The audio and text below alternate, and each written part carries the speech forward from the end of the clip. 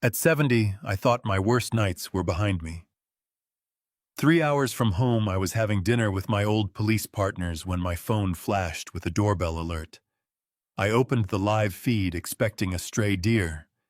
Instead, my daughter was pounding on my front door in the pouring rain. "Dad, open the door." My son-in-law suddenly dragged her toward a waiting car. Then another figure stepped into frame and said something I would never forget. I slowly looked at my former partners and said, "Gentlemen, are you ready for one last hunt? Thank you for being here. It means a great deal to me. Quick question before we start. Where in the world are you watching from? Drop your city or country in the comments. Let's see how far this story travels. Quick note. This story contains fictional elements for entertainment and educational purposes. Any resemblance to actual names or places is coincidental, but what I'm saying here is worth hearing. The bourbon had been sitting in front of me for the better part of 20 minutes. The ice was losing its shape, dissolving slowly into the amber, and I had not touched it once. I couldn't have explained why not then. Some part of me was waiting for something, though I didn't know what. "Conrad." Sherman's voice came across the table like a challenge.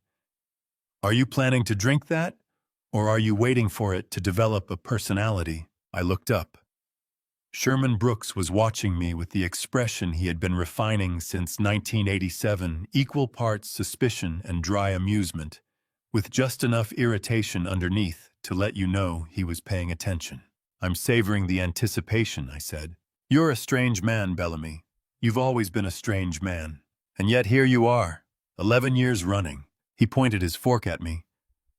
"That says more about my judgment than I'd like to admit. My name is Conrad Bellamy. 70 years old, retired for 5 years, and I live in a house at Grove Park in Asheville, North Carolina. A quiet neighborhood, the kind where oak trees line the sidewalks, and your biggest Thursday concern is whether the hardware store closes at 6 or 7.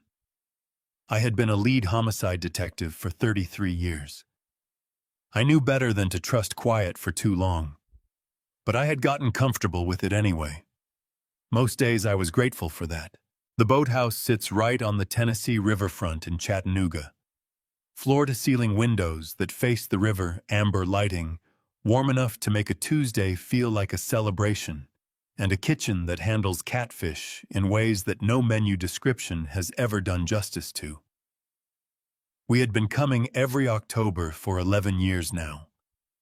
5 people, one long table by the window, same conversation threads picked up from wherever we had dropped them the year before. Beverly Hartwell was at the far end of the table cutting her apple pie into careful, even slices. She brought one every year, no discussion necessary, no invitation required. It was simply what Beverly did. She was 64, retired 3 years ago, and she spent her afternoons teaching mathematics to children at the church hall down the street free of charge. No exceptions. She had a quality that I had never found the right word for, something between steadiness and warmth that made people feel calmer just by being near her. "Wendell, hold the plate level," she said with patient firmness. Wendell Cross grabbed the plate with both hands and held it up like an offering. "I am holding it level. The pie is the one with the problem." "The pie," Beverly said, cutting precisely, "does not have a problem. Then why does it keep—" "Wendell." "Yes, eat the pie." His laugh rolled out across the whole table, big and unrestrained, the kind of laugh that belongs to a man who has made peace with things most people spend their lives arguing with. Wendell was fully retired, happiest on a boat, in the early morning before anyone else was awake, and he was by every honest measure I had the most settled of all of us. I used to envy it. Now I just appreciated watching it. At my left sat Theodore Marsh, his white dress shirt still impossibly crisp at 9 in the evening, his phone face down beside his fork. Theodore was the only one of us still working director of the State Bureau of Investigation, which meant the weight of multiple counties lived permanently behind his eyes, and he wore it the way good men wear heavy things without complaining, and without putting it down. "You hear anything about the Hargrove case?" he said low enough for only me. "Theodore, I'm retired." That wasn't an answer. It was exactly an answer. He let a small smile through. "Fair point." I watched them for a moment. Really watched them the way I had taught myself to do since leaving the force. Not cataloging, not analyzing. Just being there with people who knew what 30 years of this work looked and felt like from the inside, and who had come out the other side of it, still willing to share a table. Then I thought of Elise. I couldn't tell you what brought her to mind right then. She wasn't in danger, that was what I believed sitting there by that window. She was in Asheville, an hour and a half north, grinding through the slow collapse of a marriage that had been coming apart for 2 years. I knew it the way fathers know things, from the slight flatness in her voice, from the way she started sentences and then redirected them somewhere safer. She was 39, and she had inherited my habit of saying the partial truth when the full one was too heavy to carry out loud. I reached into my jacket and took out my wallet. Behind my license, behind 2 receipts I had been meaning to throw away for months, there was a photograph. Elise and I on the front porch at Grove Park last autumn. Leaves across the yard sky going orange behind us. She was laughing, the real kind, the kind that doesn't know a camera exists. I had carried it for over a year. I took it out whenever I was far from home, and I could never fully articulate why, except that it felt like something I needed to do. "Every single year," Sherman said quietly, watching me. "Every single year," I agreed and put it away. My phone vibrated in my jacket pocket. Once. Then again. Then a third time, fast and insistent. I pulled it out and saw the red notification badge from the Doorbell camera app. The small black camera I had mounted above my front door in Grove Park 4 years ago. Motion detected. Live footage available. I felt myself smile. Last week, a deer had walked straight up to my front step and stood there for a full 40 seconds, looking directly into the lens, like it was waiting for an interview. I had sent the clip to Wendell, and he had forwarded it to 11 people within the hour. "Your deer coming back for a visit?" Sherman asked without looking up from his plate. "Most likely." I opened the app. The footage began buffering, or something with ambitions above its station. The image loaded, my chest locked up. A woman was standing at my front door in the rain. She was hitting the door with the flat of her hand, hard, desperate, rhythmic. Her hair was soaked flat against her forehead. Her mouth was open wide, her face tilted up toward the camera, and her expression was the kind that reached through a phone screen and grabbed you by the collar. I knew that face. I had known it for 39 years. "Conrad!" Beverly's voice came sharp from the end of the table. She had been watching me, and she had seen something in my face shift. "Conrad, what is it? What happened?" My hand closed tight around the phone. My throat would not cooperate. My heart was doing something loud and unsteady behind my ribs. It was not a deer. It was never going to be a deer. 8 minutes after that notification, I was still standing at that table with my hand pressed flat against the tablecloth, and my chest doing something I had not felt in a very long time. I want to tell you exactly what I saw on that screen. Because the people who arranged what happened that night, they counted on distance. They counted on a 70-year-old man sitting helpless in a restaurant 3 hours away, watching, and being able to do nothing about it. They had mapped out every variable they could think of. They had not mapped out me. The camera I mounted above my front door 4 years ago is not the kind you buy at a hardware store. I had sourced it through a contact from my last year on the force, a commercial-grade unit designed for perimeter security, not package notifications. It draws from a dedicated power line so it never loses charge. More importantly, it carries a directional microphone with noise cancellation technology, the kind built to isolate human voices in outdoor conditions. In light rainfall at close range, it does not miss a word. It did not miss a word that night. The footage is 63 seconds long. I know because I have watched it more times than I will ever admit, and I have counted. It begins with Elise. She is standing at my front door, her coat half open, because she had not had time to button it, her hair already flat against her face from the rain. She is knocking not the polite knock of someone expected, but the desperate rhythmic pounding of someone who needs the door to open right now. Her fist hits the wood hard over and over, and her mouth is open, calling out. The camera's audio has a 2-second buffer before it engages fully. For those first 2 seconds, I have no sound. I have only her face. I have known that face for 39 years. I know every version of it. The concentrated frown when she reads something difficult, the real laugh she cannot control, the careful composure she puts on in rooms full of strangers. I had seen that face afraid twice in her life before that moment.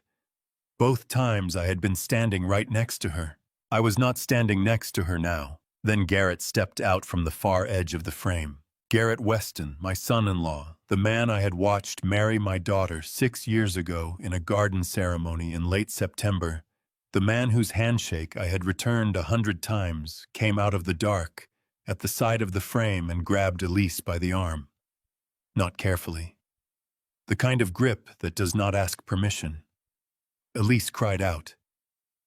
I could see the cry on her face even before the audio came through, and she spun toward him and fought back with everything she had. She grabbed the doorframe with her free hand and held on her knuckles white against the painted wood, her whole body pulling against his. She would not let go easily. That was my daughter. Garrett pulled harder and she lost the frame. She stumbled sideways off the step, and then the third person walked into the shot. Eugenia Weston, Garrett's mother, the woman who had presided over every Weston family gathering I had attended in 6 years, with the quiet authority of someone who has never once questioned her right to run things, stepped onto my front porch with complete composure. Her coat was long and expensive. In her right hand she held a phone, and she was not using it to call anyone. She was filming. She was standing on my property in the rain, filming my daughter being dragged away with an expression on her face so utterly calm that my stomach turned over looking at it. Eugenia walked close to Elise, close enough that the microphone caught every syllable without effort. She looked directly at my daughter, and she said it quietly, deliberately, like a woman delivering a verdict she had prepared in advance. Call for your father. See if the old man can reach you from 3 hours away. Then she turned and looked straight into the lens of my camera, directly into it. For exactly 2 seconds, she held that look, not threatening, not guilty, just certain. The look of someone who has already decided how a situation ends. Garrett pushed Elise toward the car at the curb. She grabbed the door handle, twisted, said something I could not make out over the rain. The door closed. The headlights swept across my front yard. The car pulled out and drove away, and in 4 seconds the frame was empty and the screen went dark. My hand was trembling when I brought the phone down from my face. Not the dramatic shaking of panic I had spent too many years in too many bad rooms for that. But trembling the way hands tremble when your body receives information that your mind is still trying to catch up with. I set the phone face up on the table and I pressed both palms flat, and I made myself breathe. Beverly saw my hands first. She was out of her chair before the others had even registered that something had shifted, and she put both of her hands over mine and leaned in close and said with a steadiness that cost her something, "Conrad, tell me what I'm looking at." I turned the phone toward the center of the table and pushed it forward. Sherman took it first. He watched 15 seconds, and then every muscle in his jaw went tight and hard. He handed it to Theodore without a word. Theodore watched the complete 63 seconds, his face giving nothing away, then set it in front of Wendell. Wendell watched it once, then pressed his lips together until the color drained out of them and looked at the ceiling for a moment, like he was deciding something. Beverly took it last. She watched Eugenia's face fill the screen. She watched that 2-second look into the lens. When the footage ended, Beverly set the phone down carefully, and when she looked at me, her eyes were bright and red at the corners, and her voice was completely steady when she said, "She's your daughter, Conrad. Go get her." I picked up my phone. "I've got a situation at my house," I said, looking at each of them in turn. "Anyone feel like driving tonight?" Not one of them hesitated. Theodore's chair scraped back from the table. His glass went down with a sharp crack against the wood. He was already straightening his jacket when he said it. "That," he said, his voice carrying the full weight of his authority, "is exactly all I needed to hear." 14 minutes. That number sat in my chest like a stone as I pushed through the front door of the boathouse and stepped out into the cold. 14 minutes since the notification. 14 minutes since Garrett had shoved my daughter into that car and driven away from my front porch in the rain. Every minute I was standing still was another mile I would need to close later. The parking lot sat right on the riverfront. The Tennessee air coming off the water was sharp and cold, and my breath came out white in front of me. Behind me the door opened, and then 4 people were standing in the cold without being invited.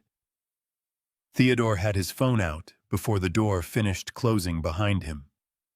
Sherman had his keys in his hand. Wendell was pulling his jacket tighter and scanning the lot. Beverly came last. There are people in your life you never have to explain a crisis to. You show them what you're dealing with, and they simply move. Every one of those 4 people had spent 30-plus years learning how to do exactly that. "Here's what I know," I said, keeping my voice flat and controlled, the way 33 years had trained me to do when losing control was not an option. "My daughter was at my house in Grove Park tonight. She was taken from the front door by her husband, Garrett Weston. His mother, Eugenia Weston, was present and directing it. What I saw on that footage was not impulsive. This was planned and coordinated. I let that land for a second. They're heading to the Weston estate in Biltmore Forest." Theodore's thumb was already moving across his phone screen. "How long since they left your property?" 15 minutes now. I'm calling Buncombe County Sheriff's Office. I have a contact there, Deputy Aaron Keller. He's coordinated with my office before. I can have his unit in position inside of 12 minutes. He was already half turned away, phone going up to his ear. "Nobody gets in or out of that property without me knowing about it." Sherman turned toward the vehicles without a word, his jaw set hard, his whole posture shifting into the particular stillness he always carried when things became serious. Wendell put a hand briefly on Sherman's shoulder. As they walked, a small gesture, the kind that men who have worked dangerous situations together for decades exchange without thinking about it. Beverly stepped directly in front of me before I could move. She was not a tall woman, but she had a way of taking up exactly the space the moment required. She put both hands on my forearms and held on, and when she looked up at me, her eyes were bright and glassy at the edges, and her chin was doing something she was clearly fighting to control. She had been steady through all of it, inside, through the footage, through the table, going quiet through all of it. Now standing outside in the cold, with just the 2 of us for a moment, she let herself feel it. "Conrad Bellamy," she said, and her voice came out rough at the start before she steadied it.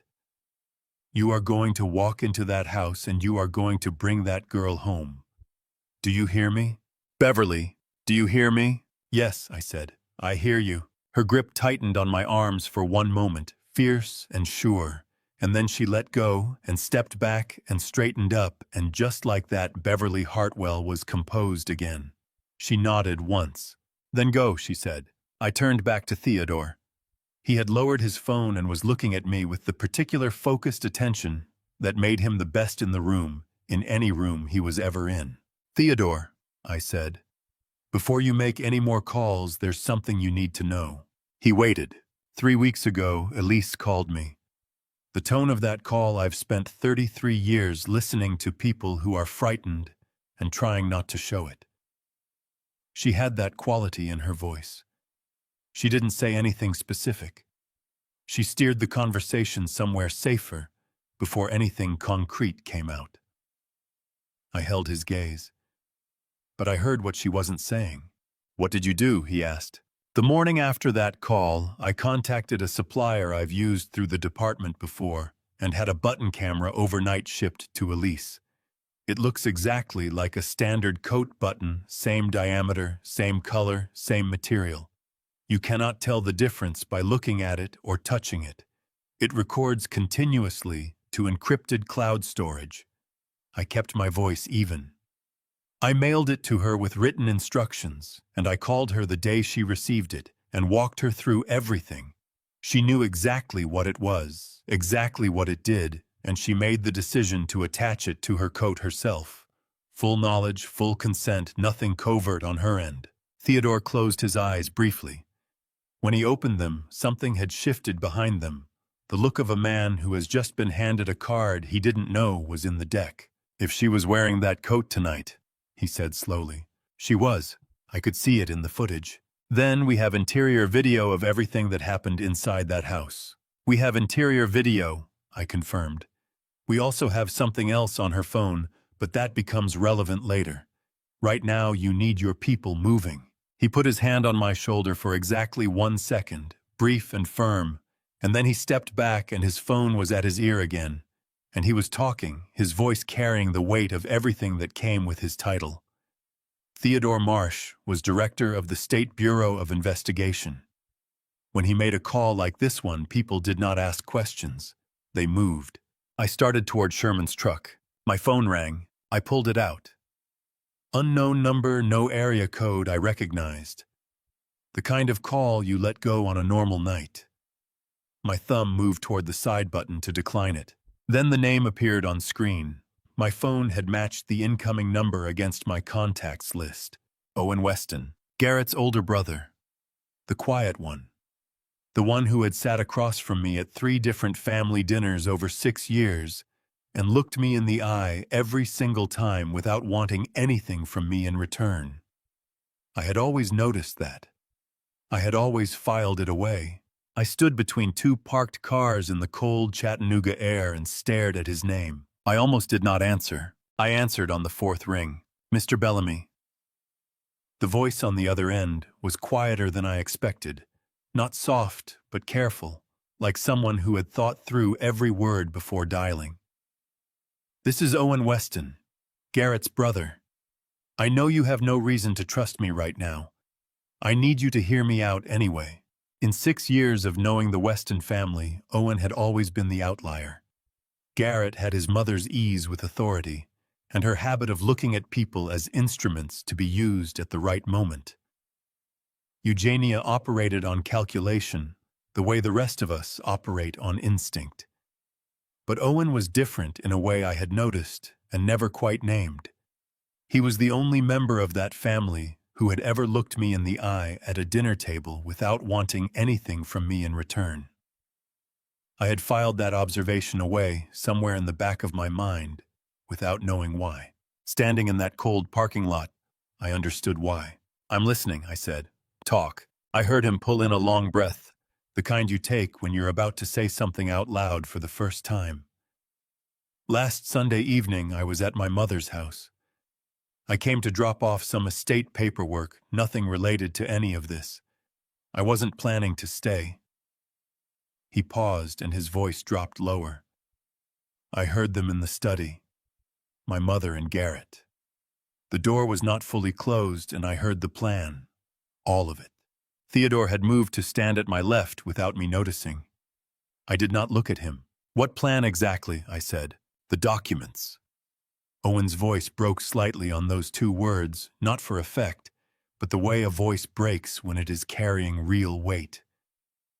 Forcing Elise to sign over her rights. The timing, the location, the specific detail. He stopped. Tried again. The specific detail about making sure you were far enough away that you would not be able to reach her in time. A short exhale. They talked about it like they were planning a business meeting. Theodore's jaw set hard beside me. I felt it more than I saw it. "Owen," I said, keeping my voice steady. "You heard all of this 1 week ago. Why are you calling me tonight?" The pause that followed was not long. but it was the kind of pause that holds a person's complete reckoning with themselves. When he spoke again, his voice had stripped itself down to something honest and raw. Because I told myself she wouldn't go through with it. I told myself Garrett would pull back at the last moment, that my mother was posturing, that this was the kind of threat that dissolves when it hits reality. He breathed. I was wrong about all of it, and I knew I was wrong about all of it, and I told myself the story anyway, because it was easier than making the call that I should have made 7 days ago. His voice cracked fully then, and he let it. I am not calling you to be forgiven for that. I am calling you because Elise is my sister-in-law, and she has never once done anything to deserve what my family is doing to her tonight. And I cannot sit in my apartment and pretend I do not know where she is. I turned slightly away so I could speak without shouting over the wind coming off the river. Give me the address, I said. He gave it without hesitation, the property name and full street address, a specific estate in Biltmore Forest on the south side of Asheville. The kind of address where old money sits behind stone walls and iron gates and has never needed to explain itself to anyone. He spoke it clearly and then added, the entrance gate uses a 6-digit code. The current code, and he read off 6 numbers slow and precise. Theodore already had his phone raised. He was typing before Owen reached the 3rd digit. Is there exterior security beyond the gate? I asked. One camera above the front door pointing at the entry steps. Nothing else on the perimeter. My mother always said the neighborhood itself was protection enough. A short hollow sound that was not quite a laugh. She designed that house to keep things in, not to worry about what came from outside. Theodore tapped my arm once he had the information he needed and was already sending it. I gave him a short nod. Owen. I kept my voice level. Do not call anyone in your family. Do not send any messages to Garrett or your mother or anyone connected to them. Do not leave wherever you are right now. I will be in contact when we know more. Can you do that? Yes. His voice had gone quiet again, stripped back to something simple. Mr. Bellamy, I almost didn't make this call. I want you to know that because you should understand what you are walking into. My family is very good at making what they have done look like something else entirely. I have 63 seconds of footage that isn't interested in how things look, I said. Stay by your phone. I ended the call. 20 minutes had passed since the notification. At the speed Garrett would be driving, Elise had covered close to 20 miles since leaving Grove Park. She was already deep into Buncombe County, possibly already through the gate at Biltmore Forest. Every second I stayed standing in this parking lot was a second I was not closing that distance. Theodore looked at me and said quietly, Keller has the address and the gate code. His team is moving. He paused. That brother made the right call. Late, but he made it. Late and right still counts, I said. From across the lot, Sherman's window came down. The truck engine was already running. Conrad. His voice was flat and direct and left no room for discussion. We need to go, right now. I was already moving. Sherman had the truck in motion before I finished pulling the door shut. I had driven the stretch between Chattanooga and Asheville more times than I could account for in 33 years. I knew every mile of it in different configurations. I-24 west, then north on I-75, then east on I-26, through the Mountain Gap, and down into Buncombe County, as the elevation dropped and the ridge lines opened up on either side. Funerals. Depositions. A police conference in 2003 that I had driven home from, in a thunderstorm so heavy I could barely see the hood of my car. One fishing weekend with Sherman, when we were both younger and considerably less experienced, and the fish had been considerably more cooperative. I had driven that road in every condition the Southeast could produce. I had never driven it like this. Sherman had the speedometer at 85 before we cleared Chattanooga's city limits. Nobody said anything about it. Wendell was in the back seat, his frame taking up the space with the particular stillness of a man who had learned that movement for its own sake solves nothing. He was watching the highway ahead through the windshield, and he had not spoken since the parking lot. He did not need to. 30 years of working alongside Wendell Cross had taught me that his presence in a difficult moment was itself a form of communication. I pulled out my phone and called Barnaby Sloan. Barnaby had been my attorney for 22 years. He was 67, silver-haired, and possessed of a quality I valued above almost everything else in a professional relationship. When I called him with something urgent at 9:15 on a Friday night, he answered without complaint. No sigh, no pause for theater. Just his voice, direct and ready. Tell me what you need.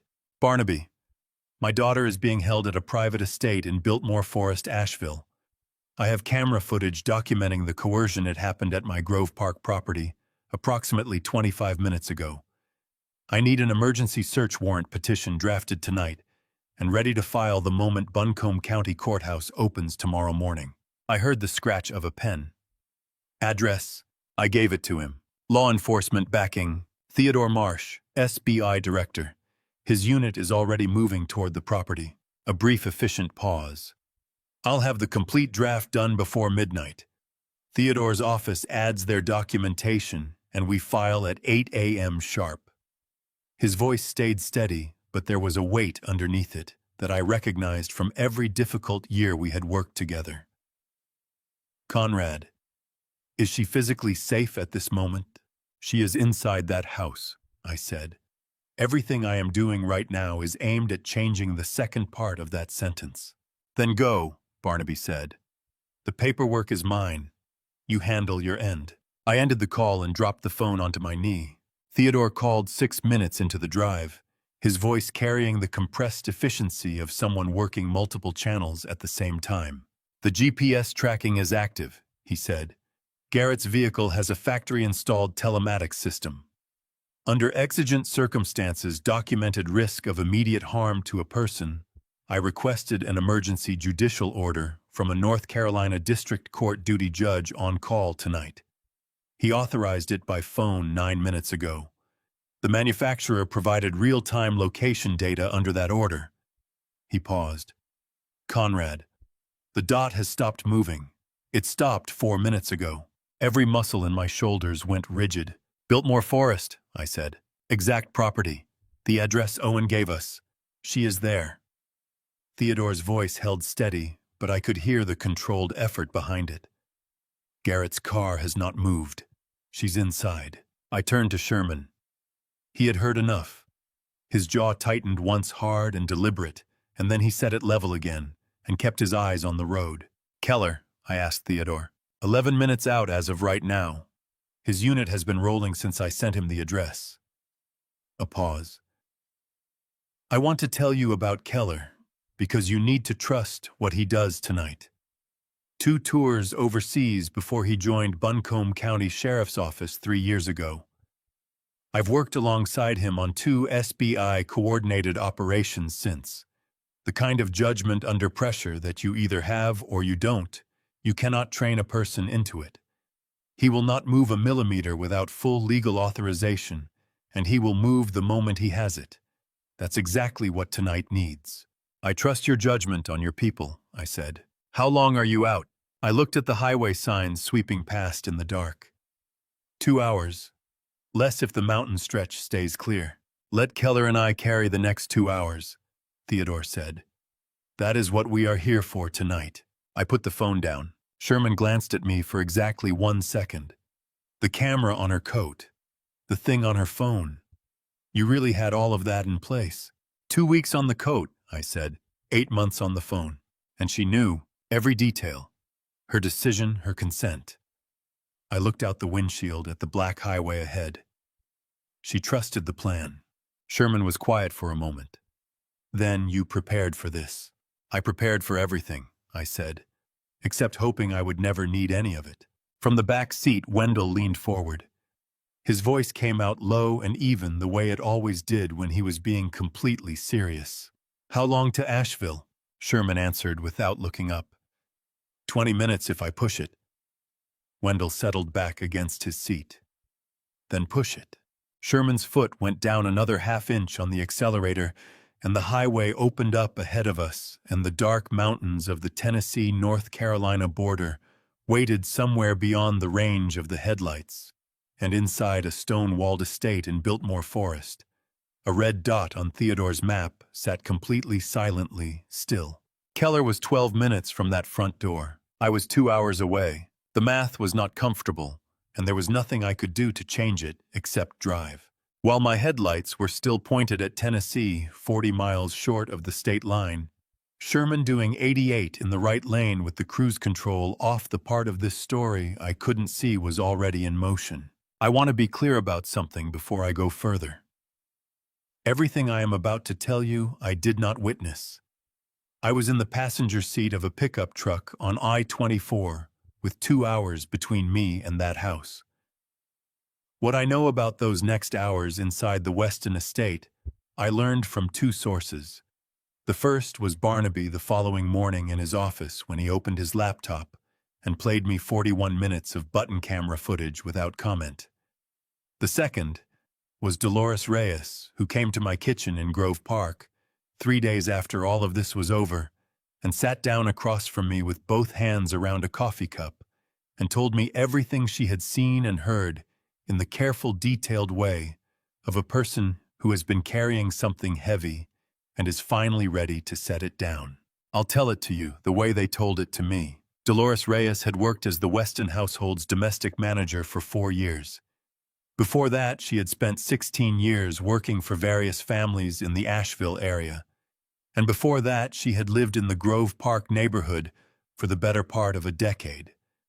That was where I had known her from, not closely, not as a friend exactly, but the way you know someone in a community when you have both been part of it long enough. She was a careful, observant woman who had spent her professional life in the background of other people's lives, and she had my phone number in her contacts, for the simple reason that she had once called me about a neighborhood concern years before I retired, and she had never deleted it. She had never had a reason to use it again, until that night. Garrett brought Elise through the front door at 20 minutes past 9. Dolores was in the kitchen when she heard the door, and she came through to the entry hall with the quiet efficiency her job required, and she stopped when she saw Elise's face. Later, sitting at my kitchen table, Dolores said this to me. Mrs. Elise was not crying. She was not screaming. She was doing something harder than either of those things. She was holding herself together with everything she had, and I could see exactly how much it was costing her. Eugenia was already in the living room, seated at the mahogany table near the fireplace. The fire was burning. The room was warm and beautifully lit, and had the composed, deliberate quality of a space that had been arranged in advance. On the table in front of Eugenia sat a stack of documents nearly 2 inches thick, edges aligned a single pen placed on top. Eugenia looked up when Garrett led Elise in, and smiled the particular smile of a woman who has already decided how an evening ends. Elise, she said, as if greeting a guest she had been expecting. Please sit down. There's no reason this has to be unpleasant. Elise looked at the documents.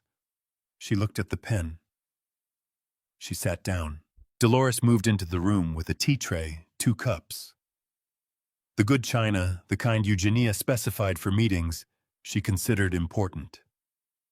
She set the tray on the side table with the precision her work demanded, and while she did, she looked at the document stack.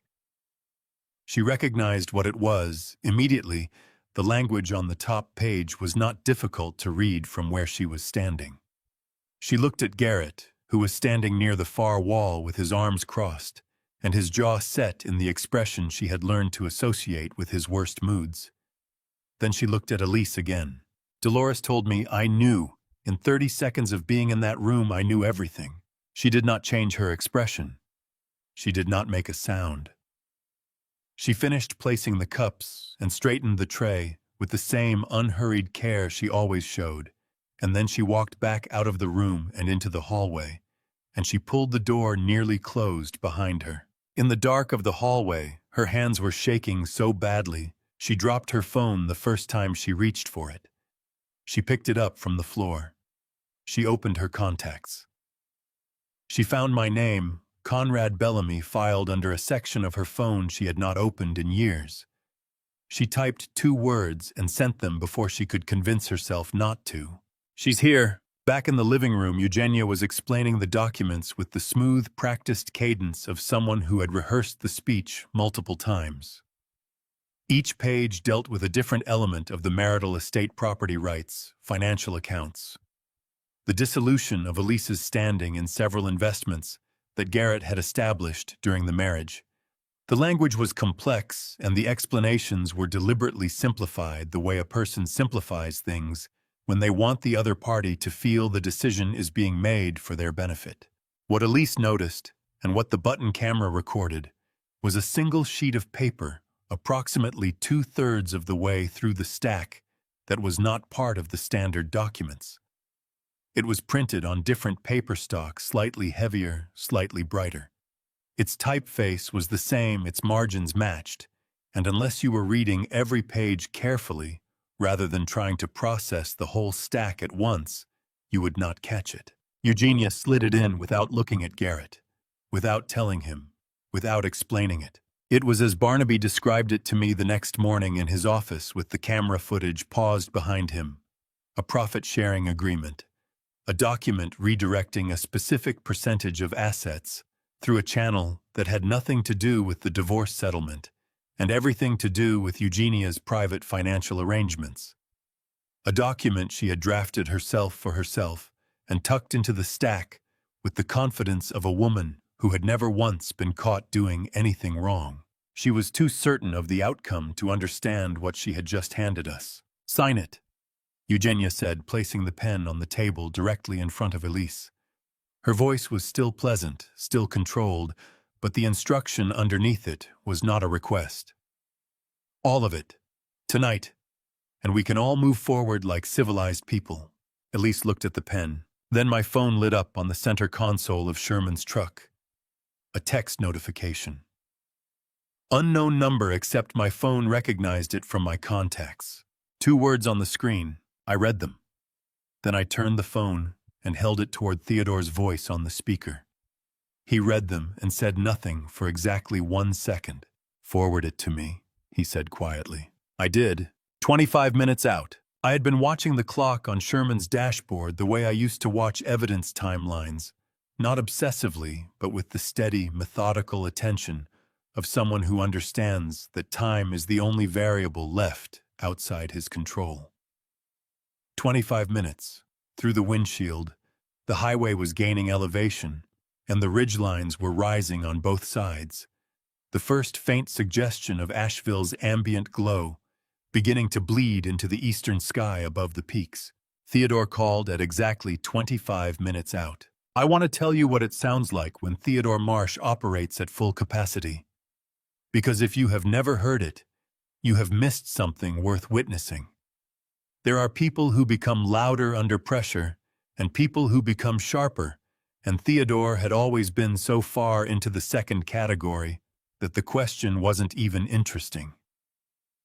Listening to him on that phone call through the center console speaker under the engine noise of Sherman's truck, doing 82 on a mountain grade, was like listening to a precision instrument doing exactly what it was designed to do. "Keller has 4 units in position," Theodore said. 2 covering the main estate entrance from the forest road. 2 covering the full rear boundary. There's a creek on the east side and private land buffer on the north. The property has no exit that isn't under observation. He paused for exactly 1 beat. He is holding, waiting for the word. "The gate code," I said. "Did Keller confirm it? He needs you to read it directly, not from memory, from whatever you wrote it down on." I pulled out my phone and found the note I had typed while Owen was talking, 6 digits written out sequentially. I read them one at a time slowly, with a deliberate pause between each. "That matches," Theodore said. "Keller confirmed the entry protocol." Then, without changing his tone, "Conrad, Barnaby called 5 minutes ago. The warrant, signed, A Buncombe County duty judge reviewed the full probable cause documentation, the camera footage, the GPS data, the text message from Dolores, the voluntary witness statement from Owen, and authorized the emergency search warrant at 10:17 tonight.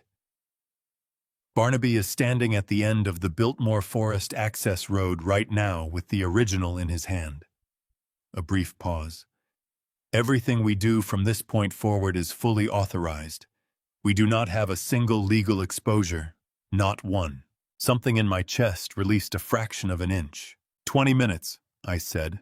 I need 20 more minutes, Theodore. I know. His voice shifted slightly, losing the operational precision and finding something quieter underneath it. Keller is the right person for tonight. I have watched him work in situations that would have broken other officers. He is not going to let anything change inside that house before you arrive. Trust what we built tonight, Conrad. Trust it.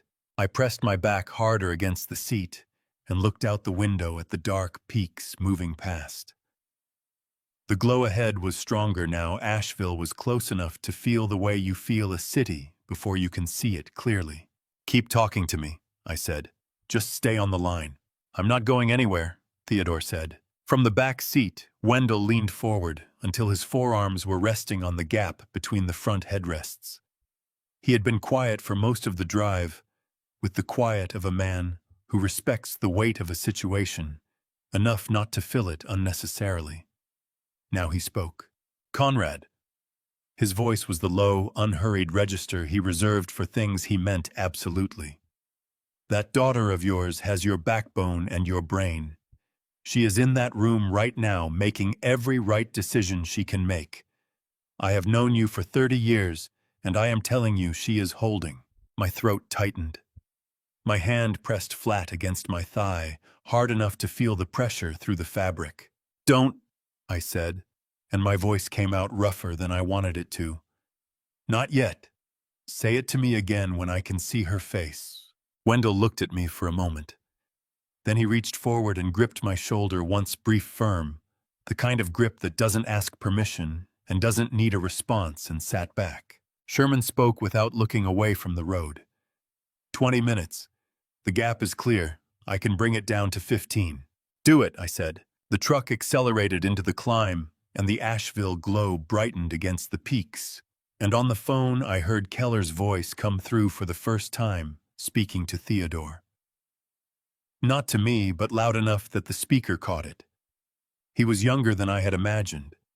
Steady in the specific, earned way of someone who has been in genuinely dangerous situations and learned to operate cleanly in all of them. Unit positions holding, Keller said. No movement from the vehicle inside the gate. Lights on in the front room and what looks like the west-facing study. We are waiting for your signal director. Theodore answered him in the shorthand of two people who have worked together long enough not to waste words, and then came back to me. Everything is in position, he said. Everything except me, I said. Yes, he said. But you are 15 minutes away and closing. That is not the same as not being there. I kept my eyes on the ridgeline, and I thought about the photograph in my wallet, the real laugh, the one that didn't know it was being captured, and I held that in the front of my mind, and I let Sherman drive, and I did not look at the clock again. Inside that house, Eugenia Weston was executing a plan she had spent weeks refining. She had accounted for distance. She had accounted for time. She had accounted for the reaction of a man she had written off as too old and too far away to matter tonight. She had not accounted for a single button on her daughter-in-law's coat. She had no idea that what she was doing inside that beautiful fire-lit room was the last plan she would ever complete on her own terms. The footage from Elise's button camera is 41 minutes and 17 seconds long.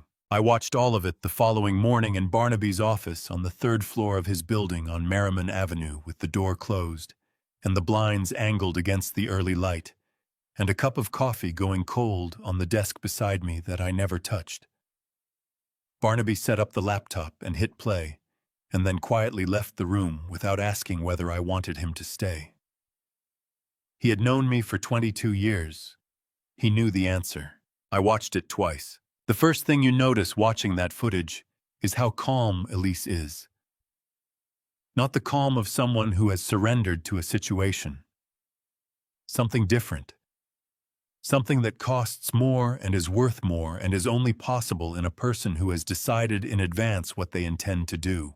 I want to tell you what I saw. The button camera was positioned at coat lapel height, angled slightly upward. The living room of the Weston estate filled the frame, the fireplace on the right edge. The mahogany table centered Eugenia's face directly across. The image quality was sharper than I had expected, given the size of the device. Every expression registered clearly in the firelight. Eugenia placed the document stack in front of Elise and said pleasantly, "Take whatever time you need to look through these. It's all quite self-explanatory." Elise pulled the stack toward her and began reading. She read every page. Not skimming reading. Her finger moved along each line, pausing where the language was dense, going back on 2 separate pages to reread passages she had already covered. Across the table, Eugenia's composure began developing a hairline fracture around the edges. She refilled her own glass. She adjusted the position of a coaster twice. She looked at Garrett, who looked at the floor. 3 minutes and 40 seconds into the footage, Eugenia said, "It's not complicated, Elise. The language is standard. You don't need to analyze every clause." Elise did not look up. "I'm being thorough," she said. Her voice was even, completely, almost unnervingly even. "I'm sure you'd want me to understand what I'm signing." Eugenia's smile stayed in place, but something behind her eyes recalibrated. Watching it the next morning, I pressed pause on that exchange and sat with it for a moment. 2 weeks before that night, Elise had come to Grove Park for dinner, and we had sat at my kitchen table until after midnight. I had told her as plainly as I could, "If this happens, your job is not to fight the room. Your job is to be in the room on your feet and to trust the plan." She had looked at me across that table the way she used to look at me when she was 12, and I was explaining something that frightened her, but that she was going to face anyway, and she had said, "Okay, Dad, I trust it." Watching that footage, watching her read every page of those documents, with the methodical patience of someone who already knows what they are going to do, I had to put my hand over my mouth and hold it there for a moment, before I could continue. 7 minutes in, she reached the paper Eugenia had inserted. I watched Elise's face in the footage with the intensity of someone looking for a flicker, a pause, a tightening around the eyes. Any tell that would signal she had noticed something. The camera could not capture what her eyes were reading, but it captured everything her face did while she read it, and her face for exactly 3 seconds at that page went very still in a way it had not gone still on any other page. Barnaby paused the footage there and pointed to it without saying a word. Her expression did not alter by a single degree, but that stillness that was the tell. She turned to the next page and kept reading. Eugenia, sitting across from her, had no idea. Elise finished the final page and set the stack back on the table and reached for the pen. She signed each document in order. Her signature was clear and deliberate, the same signature she had always had, the one that looked like she had thought carefully about how she wanted her name to look in the world and then committed to it. Page by page, working through the stack. The button camera caught every motion of the pen, every document title visible in the firelight, every word Eugenia spoke during the signing, including several that Barnaby later marked in his notes with 2 underlines. When the last page was signed, Elise placed the pen parallel to the stack and looked across the table at Eugenia. She did not look away. She did not smile. She raised her chin the smallest fraction of an inch, a movement so subtle that Eugenia clearly did not register it for what it was, and held Eugenia's gaze with the steady, patient quality of someone who knows something the other person does not, and has decided to let them keep not knowing it for exactly as long as necessary. Eugenia lifted her glass and tilted it slightly toward Elise in a gesture of private celebration. The firelight caught the glass, and the satisfied pull of her expression and the button camera recorded all of it in perfect detail. Watching that smile on my laptop screen the next morning alone in Barnaby's office, I felt something move through my chest that I had no name for. Not anger, though anger was there. Something older and quieter than anger. You have absolutely no idea what you just did. Then the footage moved to the next thing, and I leaned forward. Garrett had shifted his position near the wall. His eyes had dropped to Elise's handbag on the side chair. The corner of her phone was visible, the screen dimly active. His head tilted a fraction. His eyes narrowed. His hand came off the wall. He started moving toward the chair. We're halfway through, and what's coming next is the part nobody saw coming. Before I go any further, drop the number 9 in the comments. That's all I need. Just let me know you're still here. A quick note. The story ahead includes some fictional elements added for entertainment and educational purposes. Any resemblance to actual names or settings is coincidental, but what this story is teaching you is worth staying for. If that's not for you, this is a good place to stop. We were sitting on the front porch at Grove Park on a Saturday morning, 2 weeks after everything. October had turned cold enough that Elise had brought 2 mugs of coffee out, and we were both wrapped in the same wool blanket she used to drag around the house when she was 12 years old, and had never quite gotten over the habit of. 2 weeks after everything was an imprecise way of describing a precise thing. The charges had been filed. Attorneys had been retained. The particular silence of waiting had set in. She put her mug down on the railing and said, "Dad, I need to tell you what I did in that room, the part you couldn't see from the footage." I told her to go ahead. So what I am about to tell you is in her words or as close to her words as I can hold on to, because I have gone over that conversation many times in the months since, and I do not want to get any of it wrong. The accuracy matters. What Elise did in that room belonged to her alone, and I needed to carry the truth of it, not an approximation. Elise said that when Garrett moved toward her bag, she knew exactly what he was going to do before he did it. He had been watching my phone for the last 10 minutes, she told me, pulling the blanket higher around her shoulders. Every time my bag shifted and the screen caught the light, he looked at it. I could feel him deciding. And when he finally moved, when he reached in and grabbed it and pulled it out and turned the screen off, he dropped it into his jacket pocket, not onto the table. He wanted to keep it. He wanted to be the one holding it in case anything came through. He did not power it all the way off because he needed to stay in control of whatever information it carried. That was Garrett. He always had to hold the information himself, which meant he had to keep it live. She stopped, smiled at something private for just a second. I had to work very hard not to let anything show on my face. Because that was exactly what you needed him to do, I said.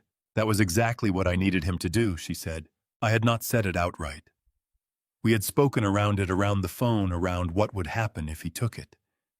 She had understood. Here is the part I should explain, because I mentioned it in Task 5 and said I would come back to it when it was relevant. 8 months before that night, I sat down with the technician I had worked with during the last years of my time on the force, a man who had spent his career building tools for situations where standard equipment wasn't sufficient. I described what I was concerned about. He described what he could build. The result was a piece of software installed on Elise's phone that ran silently in the background and waited for a specific trigger, the screen being powered off by an external interaction while the phone was in a particular standby mode. When that trigger occurred, the software activated a continuous audio stream that transmitted in real time to an encrypted cloud account that only Elise and I could access. No one outside of the two of us knew it was there. That was the condition I had insisted on. The moment Elise was safe, she would hand Theodore her login credentials herself voluntarily, with full legal authority to do so as the account holder. The technical name for it doesn't matter. What matters is what it did. The moment Garrett turned off Elise's screen and dropped the phone into his jacket pocket, the recording began. Elise said, I sat very still. I kept my hands in my lap. Eugenia was looking at me like I was already finished, like the whole thing was over, and she had won cleanly, and I let her look at me that way. I let her believe it. I heard her say this and understood for the first time what it had cost her to sit in that chair and do exactly nothing. Across the table, Eugenia relaxed visibly once the phone was out of sight. She set her glass down and turned to Garrett, with the easy confidence of someone who no longer needs to maintain a performance. Her posture changed. The pleasant social mask she had been wearing for the previous 40 minutes slipped into something more honest and considerably less warm. Every word spoken in that room from that moment forward was already being transmitted in real time. Eugenia did not know this.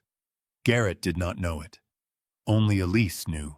Well, Eugenia said, that went smoothly. Garrett looked at Elise. Better than I expected. Eugenia began talking about next steps, processing the documents through their attorney, ensuring the filing was handled before the weekend was out, reviewing several other financial instruments that the signed papers had now unlocked access to. She spoke the way people speak when they believe a room contains only allies. Then she said something else. Elise told me that she had been bracing herself for something. Some version of gloating. Some version of the satisfaction that Eugenia had clearly been building toward all evening. What she did not expect was the specific sentence that came out. Eugenia said clearly and with unmistakable certainty, "By morning, everything Bellamy built will belong to us." I had read this sentence in the transcript Theodore sent me. Hearing Elise say it on the porch 2 weeks later was a different thing. Elise told me she felt her jaw start to tighten and stopped it. She told me her hands folded in her lap, curled briefly, before she made them open again. She told me that she sat in that chair in Eugenia Weston's firelit living room, and she breathed slowly, and she let them keep talking, and she said nothing, and moved nothing, and gave them absolutely nothing. That, Elise said to me on the porch that Saturday morning, tightening both hands around her mug, was the hardest thing I have ever done in my life. I had asked her to do something very difficult. She had done it without asking me first how hard it would be. That was not a small thing to carry. I looked at my daughter for a moment. My throat was doing something I had not anticipated, and I took a slow drink of coffee and waited for it to pass. "You did everything right," I said, and the words came out rougher than I planned, because there was too much behind them to fit cleanly into a sentence. "I trusted the plan," she said simply. "You told me to." We sat a while after that. The October morning was cold and quiet, and neither of us felt we needed to add anything to it. In Sherman's truck, somewhere in the 30-minute range from Asheville, my phone lit up on the console. Theodore's number. I picked it up before the second ring. "Conrad." His voice was controlled, but underneath the control, there was something that I recognized as the specific frequency of a man who is holding very good news carefully. "The stream is active. We are receiving clean audio from the device. The quality is clear enough to stand in court." I pressed the phone against my ear, and I closed my eyes for exactly 1 second. "Got you," I said. Theodore said Keller is moving to the gate, and at the Biltmore Forest Estate in the dark and quiet of the Asheville night. Deputy Aaron Keller raised his hand and signaled his unit forward, and stepped up to the gate keypad and entered 6 digits from a man named Owen Weston, who had almost not made a phone call. The iron gate swung open without a sound. In Sherman's truck on the mountain highway, I heard only the quiet of the phone feed Keller and his unit moving through the dark toward a house where Elise was sitting in a fire-lit chair and holding completely still and giving them absolutely nothing. Before I reveal what happened the moment that iron gate swung open, type "ready" in the comments or drop A. I want to know exactly who's still in the room with me right now. A note. Before we go further, what comes next contains some fictional elements shaped for entertainment and educational purposes. If this isn't what you came for, you can step away right here, no judgment. But if you're staying, Buckle in. 47 minutes. I know the 40-second count, because I counted it myself. Phone pressed to my ear in the passenger seat of Sherman's truck, eyes fixed on the highway, the mountains of western North Carolina moving past the window in the dark, and somewhere in my head, underneath everything, a clock was running. I did not try to stop it. Counting was something I could do from where I was. Everything else on that stretch of mountain road was not mine to manage. 1, 2, 3. Theodore had patched me into a secondary line connected to Keller's communications channel. I couldn't transmit, it was a one-way feed, but I could hear everything. Every footstep on gravel, every low word between officers. The specific, focused silence of a unit, moving in practiced formation toward an objective. Keller was running a good operation. Theodore had confirmed this for me before we left, and Theodore's assessments had not been wrong in 3 decades. 22, 23, Sherman glanced at me from the driver's seat, and then back at the road, and didn't say anything. Wendell had gone completely still in the back seat, the way he used to go still in the minutes before something happened back when the 4 of us were still young enough to be running toward things instead of coordinating them from a distance. Sherman and Wendell understood this exactly the same way I did. It meant none of us said anything about it. 38, 39, the gravel stopped. Footsteps on stone, a pause. 40, then the knock. 3 sharp raps on a solid front door. The sound of it traveled through the phone feed and sat in my chest like a physical thing. I heard the door open. "Good evening." Eugenia Weston's voice came through the line with a clarity that made the hair on the back of my neck rise. I had not been expecting that in my own body. After 33 years, I thought I was past such things. I had heard that voice once before, through a 3-inch phone screen in the parking lot of a restaurant in Tennessee, on camera footage from a device I had mounted above my own front door. I had heard that voice say clearly, deliberately, looking straight into the lens, "See if the old man can reach you from 3 hours away." I heard it again now, smooth and composed and recalibrated in approximately half a second, from surprise into performance. "Officer," Eugenia said, "what a strange hour for a visit. I'm afraid there may have been some kind of misunderstanding." 30 years of interviewing people under pressure teaches you things that aren't in any manual.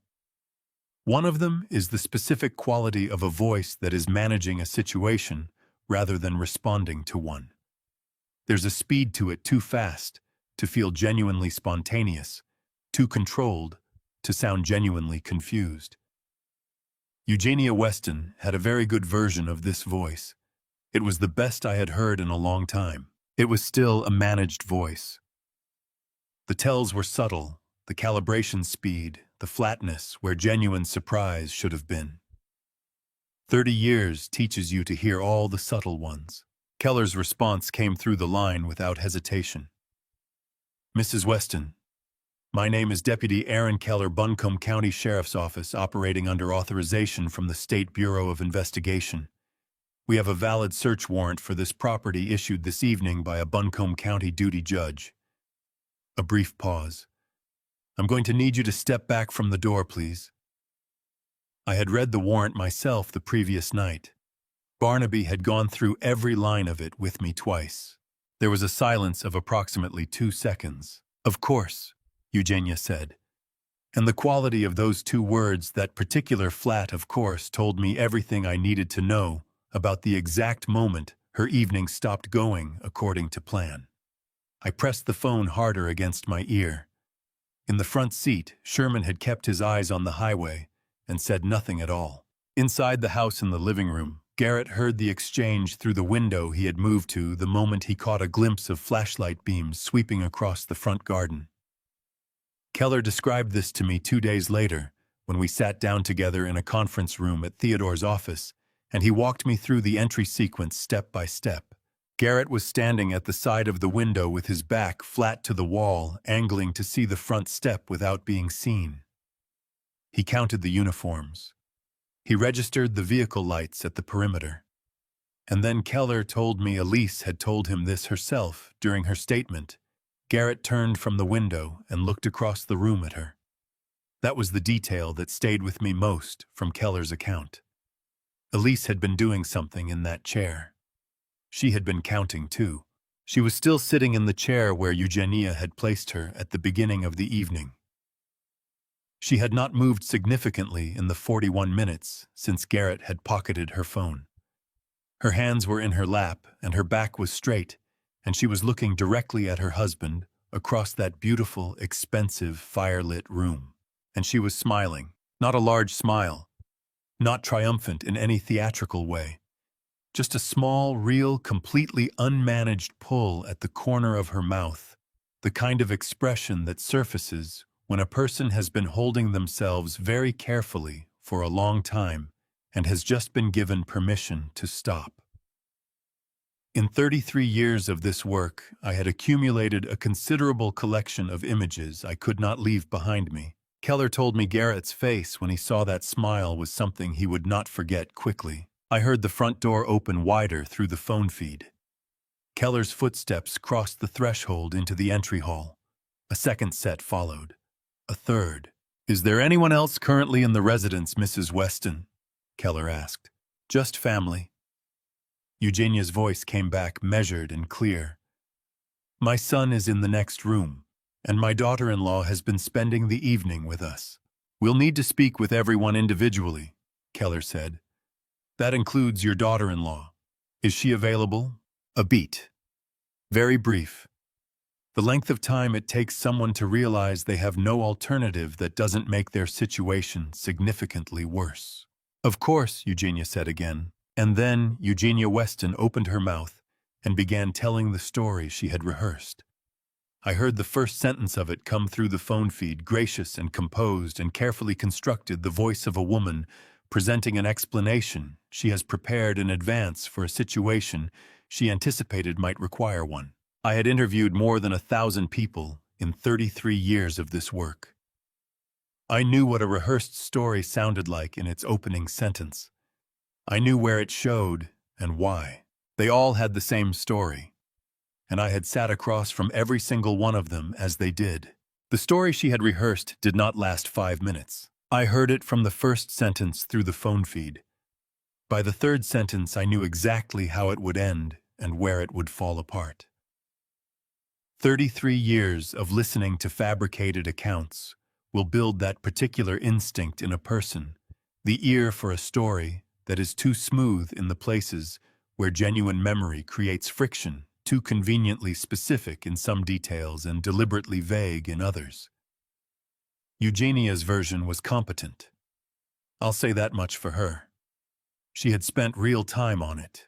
She told Keller that Elise had been struggling emotionally for months, that the family had watched with growing concern and felt they had no choice but to intervene, that the documents on the table were the result of mutual loving agreement, a way forward for a young woman going through an extraordinarily difficult period, that everything that had occurred that evening was the action of a devoted family, not the orchestration of one. She delivered it with exactly the right amount of sorrow in her voice. Grief that she had been placed in this position. Grief for Elise's suffering. The particular performance of a woman who wants you to understand that she is above everything else, a concerned mother doing a painful and necessary thing. Through the feed, I heard Keller respond to each element with quiet, unhurried acknowledgement. A measured yes here. A careful nod was made audible by the pause he gave before the next question.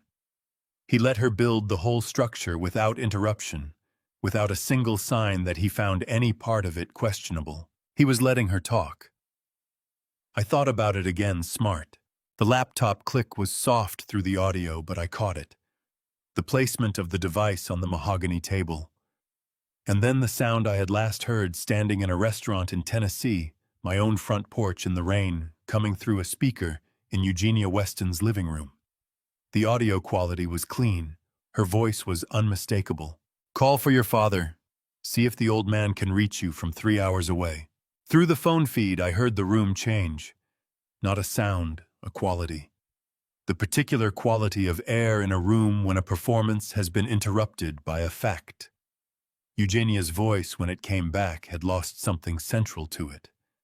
The warmth had been evacuated in the half-second between hearing herself on that recording and understanding what it meant that Keller had it. She was searching for her next position. I could hear her doing it. She did not find it in time. The doorway to the living room filled with someone who had been standing in the hallway, standing there with 4 years of mornings and evenings in that house behind her. 4 years of carrying trays and holding her tongue and being invisible in the way that certain people are made invisible by certain houses. Dolores Reyes walked into the room. Her back was completely straight. Her hands were clasped in front of her still. She had been terrified in that hallway. I knew that because she told me so, sitting at my kitchen table 3 days later, her voice going quiet around that part. But standing in that doorway, looking at Eugenia Weston across the room she had spent 4 years working in, none of that terror was visible. What was visible was something quieter and more durable than fear. "I have worked in this house for 4 years," Dolores said. Her voice carried without effort. "I was present this entire evening. I heard what was said in this room. Everything that was said." She held Eugenia's gaze without moving. "I am prepared to say so formally to anyone who asks in any setting that requires it." Eugenia's lips parted, and Dolores, who had trembled so badly in the dark hallway that she had dropped her phone reaching for it, held that look without a single degree of give. Keller moved 1 step forward. "Mrs. Weston, I need you to remain in this room." His voice carried the particular practiced authority of someone who has issued that instruction before and knows the exact tone that makes compliance easier than resistance. 2 members of his unit shifted positions in the room to make the geometry of the situation clear. I heard Sherman's voice briefly in the background of the audio feed he and Wendell had coordinated with Keller's team through Theodore's authorization, reaching the property ahead of me and taking up positions as the net closed. Sherman was supporting at the front. Wendell had gone around. Then I heard a different set of footsteps, faster than the others, moving without the measured deliberateness of someone cooperating with a situation. Moving toward the back of the house, toward, I would later learn, a kitchen exit that led to the rear garden, and from there to a gap in the boundary hedging that Garrett had clearly taken note of at some earlier point. My hand went rigid around the phone. A door handle turned, the soft sound of a latch lifting. Then a voice from the other side of it, unhurried, easy, the voice of a man who has been standing exactly where he is for long enough to be entirely settled in the position. "Going somewhere, Mr. Weston?" "Wendell Cross." I pressed my head back against the headrest and pulled a long breath through my nose and let it out slowly. There was a pause on the other end of that door. Long enough for a man to run every calculation available to him and arrive at the same answer each time. "No." Garrett's voice came through the feed, stripped of everything it had been built on. "No, I'm not going anywhere." Midnight. The 40 minutes between Garrett's voice going flat behind that back door and my headlights turning through the Biltmore Forest gate were the longest 40 minutes of the night. An SBI unit vehicle had met me on I-26 per Theodore's arrangement, and I had transferred from Sherman's truck 30 minutes out and ridden the rest of the way in the back seat of a car, driven by a young officer who had the good sense to understand that I did not want conversation. I watched the Asheville streets move past the window. I recognized neighborhoods I had driven through in a different life, a different decade. I said nothing. I had called Barnaby from that parking lot in Chattanooga at the very beginning of all this and told him to bring everything. 22 years of working together means the word everything does not require elaboration. When Barnaby arrived at the Weston estate at midnight, with his case on his shoulder and the signed search warrant in his jacket pocket, he walked directly to the study without being told where to go. And he opened his case on the desk and he got to work. Theodore was already there. Barnaby started with the signed documents. The full stack Elise had moved through, page by page in the fire-lit living room, the stack Eugenia had believed contained her victory. He read carefully, the way he always read, which was with the concentrated thoroughness of a man who has spent 40 years understanding that the thing you miss in a contract is always the thing that matters most. He reached the inserted page approximately 12 minutes in. He read it once. Then he read it a second time, slower. Then he set it flat on the desk surface, separate from the others, smoothed it with one hand, and looked up at Theodore. "She just handed us everything," Barnaby said. Theodore looked at the page without touching it. "Explain it." "This document is a profit-sharing agreement." Barnaby's voice had the precise, unhurried quality it always had when he was explaining something that would eventually be said in a courtroom. "It is not part of the divorce settlement. It has no connection to the marital estate division. What it does is redirect a specified percentage of asset proceeds from sources that are not identified in this document, through a private holding structure that belongs exclusively to Eugenia Weston." He paused. "The money flowing through that structure does not appear on any public filing I have been able to locate for this family. The amounts referenced here are substantial. In the state of North Carolina, routing undisclosed financial proceeds through a private holding channel of this type meets the statutory definition of money laundering under NCG 14-118.4. Theodore was quiet for 3 full seconds. "She put this in the stack herself," he said, "without telling Garrett." "Without telling Garrett," Barnaby confirmed. "She was so certain the documents would disappear into the legal system as part of an uncontested divorce filing that she used Elise's signature as a cover for her own financial arrangement." He lifted his reading glasses from his nose and set them on the desk. "She was too confident to understand what she was creating." From the doorway, Keller spoke. He had been standing there quietly for the last several minutes, which I had not registered until I heard his voice. "Mr. Sloan." The voice-triggered recording transmitted clean through the entire duration. The server received 43 minutes of audio, including the period after Garrett took the phone. He held a tablet toward Barnaby. Our analysts flagged the specific sentence at the 31-minute mark. Barnaby read the timestamp notation on the tablet. "By morning, everything Bellamy built will belong to us." "That's from the audio," Keller said. And approximately 6 minutes after that, Eugenia stated clearly and on recording that they needed to ensure there were no witnesses in a position to contradict the version of events they intended to present. The study was quiet for a moment. It was not silence, but rather the specific density of a room where several people are understanding the same thing at the same time. "Conspiracy to obstruct justice," Barnaby said, and his voice had the careful, definitive quality of someone naming something precisely so it cannot be misunderstood. "That is a felony under NCGS 14-226, combined with the general conspiracy statute under NCGS 14-2.4.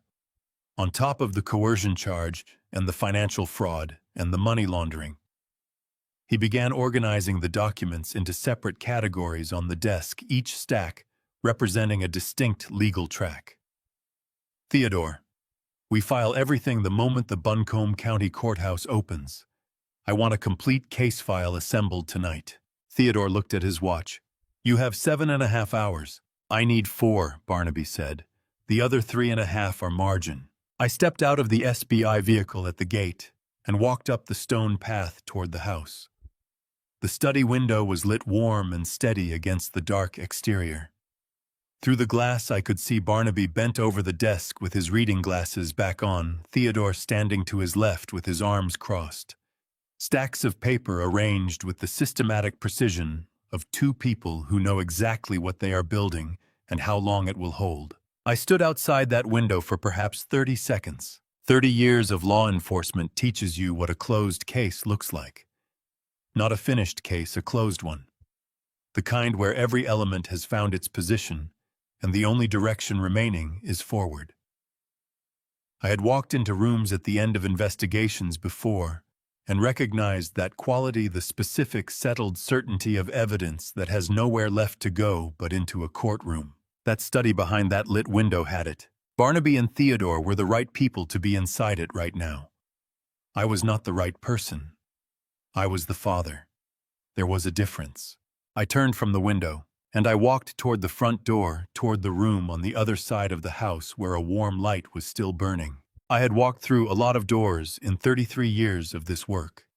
Interrogation rooms, hospital hallways, the front doors of houses where something had already gone irreversibly wrong before I arrived. I had learned to cross most thresholds without letting the weight of what was on the other side reach me until after the professional work was finished. This door was different. This door had my daughter on the other side. The entry hall was occupied but quiet. 2 members of Keller's unit stood near the corridor to the study, writing in their notebooks. Sherman was at the far end of the hall, with his arms folded and his back to the wall, watching the room with the particular economy of a man who has nothing left to do but make sure nothing else goes wrong. He caught my eye when I came through the door. He gave me one slow nod, tilted his head toward the living room. I went. Elise was on the sofa near the fireplace. The fire had burned down to low orange coals, and the room was lit mostly by the floor lamp in the corner, warm and amber, softer than it must have been an hour ago when Eugenia had been arranging this space for a different purpose. Elise was sitting with both feet tucked under her, a cup of tea held in both hands, and she was looking out the window at the garden, where the rain had finally stopped. She looked tired in a way that went deeper than any single night. But she was upright. She was breathing. Keller was in the armchair across from her, leaning forward, with his elbows on his knees, speaking quietly. He had the careful, steady gentleness of someone who has been trained to deliver difficult information to people who have been through difficult things, and he was doing it well. The next several days will involve a formal statement, he was saying.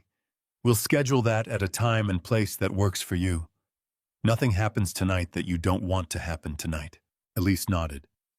Thank you, she said, and then quieter for being here. Keller straightened slightly. Ma'am, this is exactly where we're supposed to be.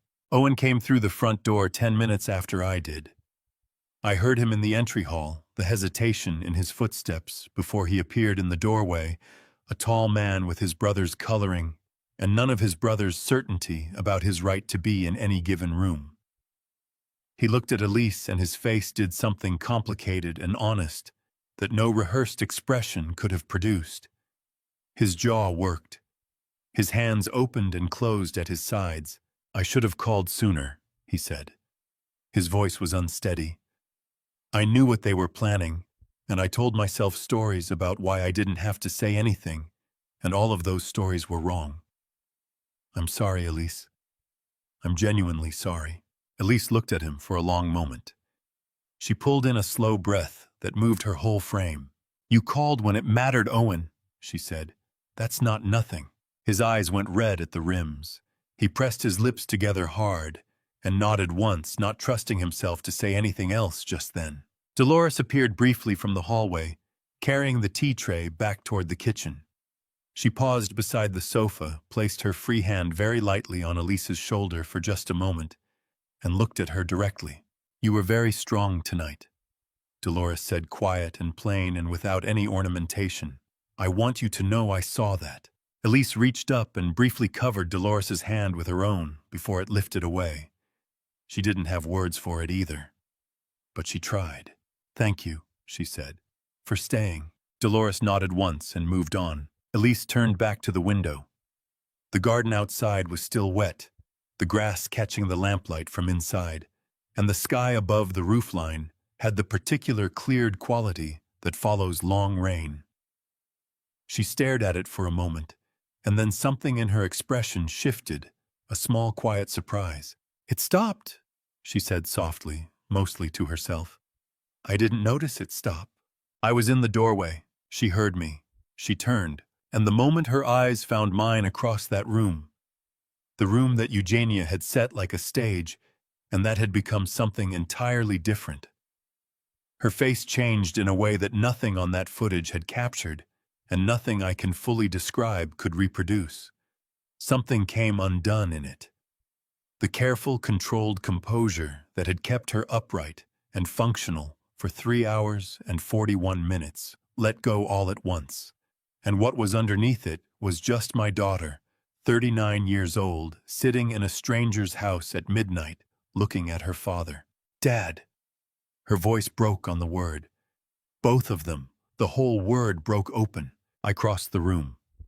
I sat down beside her on the sofa, and I put my hand over hers, and she leaned her head against my shoulder, and I felt her take one long, shuddering breath and let it all the way out. And I closed my eyes and put my other hand against the side of her head, and I held on. From somewhere behind me, Beverly Hartwell, who had driven up from Chattanooga alone, who had known when to stay behind and when she absolutely couldn't make a sound that she would never in a million years have made in public if she'd had the choice. A small, involuntary break in her breath. She turned immediately toward the window and pressed the back of her hand against her mouth and stood with her back to the room while she recovered herself. 3 hours and 41 minutes. That was how long it took from the moment Eugenia Weston looked into my camera on a rainy October night and told my daughter to call for her father to the moment I sat beside her on that sofa, and she pressed her face into my shoulder and finally let herself cry. 3 hours and 41 minutes. 3 hours ago, Eugenia Weston had looked directly into my camera lens and told my daughter to call for her father. She said it the way people say things they believe cannot be argued with, like a dare. Like the geography was the point, like the 3 hours between us was the answer to any question Elise might think to ask. She had made one miscalculation, and it was not a small one. She had assumed that distance was the same thing as impossibility. I sat on that sofa beside my daughter, and I let 33 years of professional composure do what it always does in the moments after the work is done. I let it dissolve. Slowly. The way snow dissolves when the weather finally decides to cooperate. There was no dramatic moment, no visible breaking. Just the gradual unwinding of the thing I had kept wound tight since the moment that footage appeared on my phone screen in the parking lot of the boathouse. Elise had stopped crying. She was still leaning against my shoulder, her breathing gone quiet and regular, her hands wrapped around the teacup Beverly had pressed on her before disappearing into the kitchen. The fire was almost out.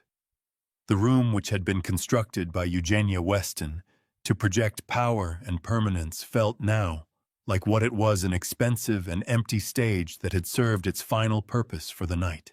I looked at the fireplace, the mantel, the painting above it, something modern and large that probably cost more than several months of a working person's salary, and communicated nothing in particular about the people who had chosen it. I looked at the chandelier, dark now, and the long drapes drawn against the night. It was a beautiful room, I said quietly. Not to Elise specifically. To the room itself, maybe. It was built on the wrong foundation. Elise lifted her head slightly. She looked at the room with me for a moment. Then she looked at her father. "You came," she said. Her voice was low and stripped of everything except what she meant by it. I turned to look at her. "I never stopped," I said. She held my gaze for a long moment. Her eyes were still red at the edges, and there were the tracks of old tears on her face that she hadn't bothered to wipe away. And she was 39 years old, and she looked in that moment exactly like the 7-year-old who had once reached for my hand when a thunderstorm got too loud.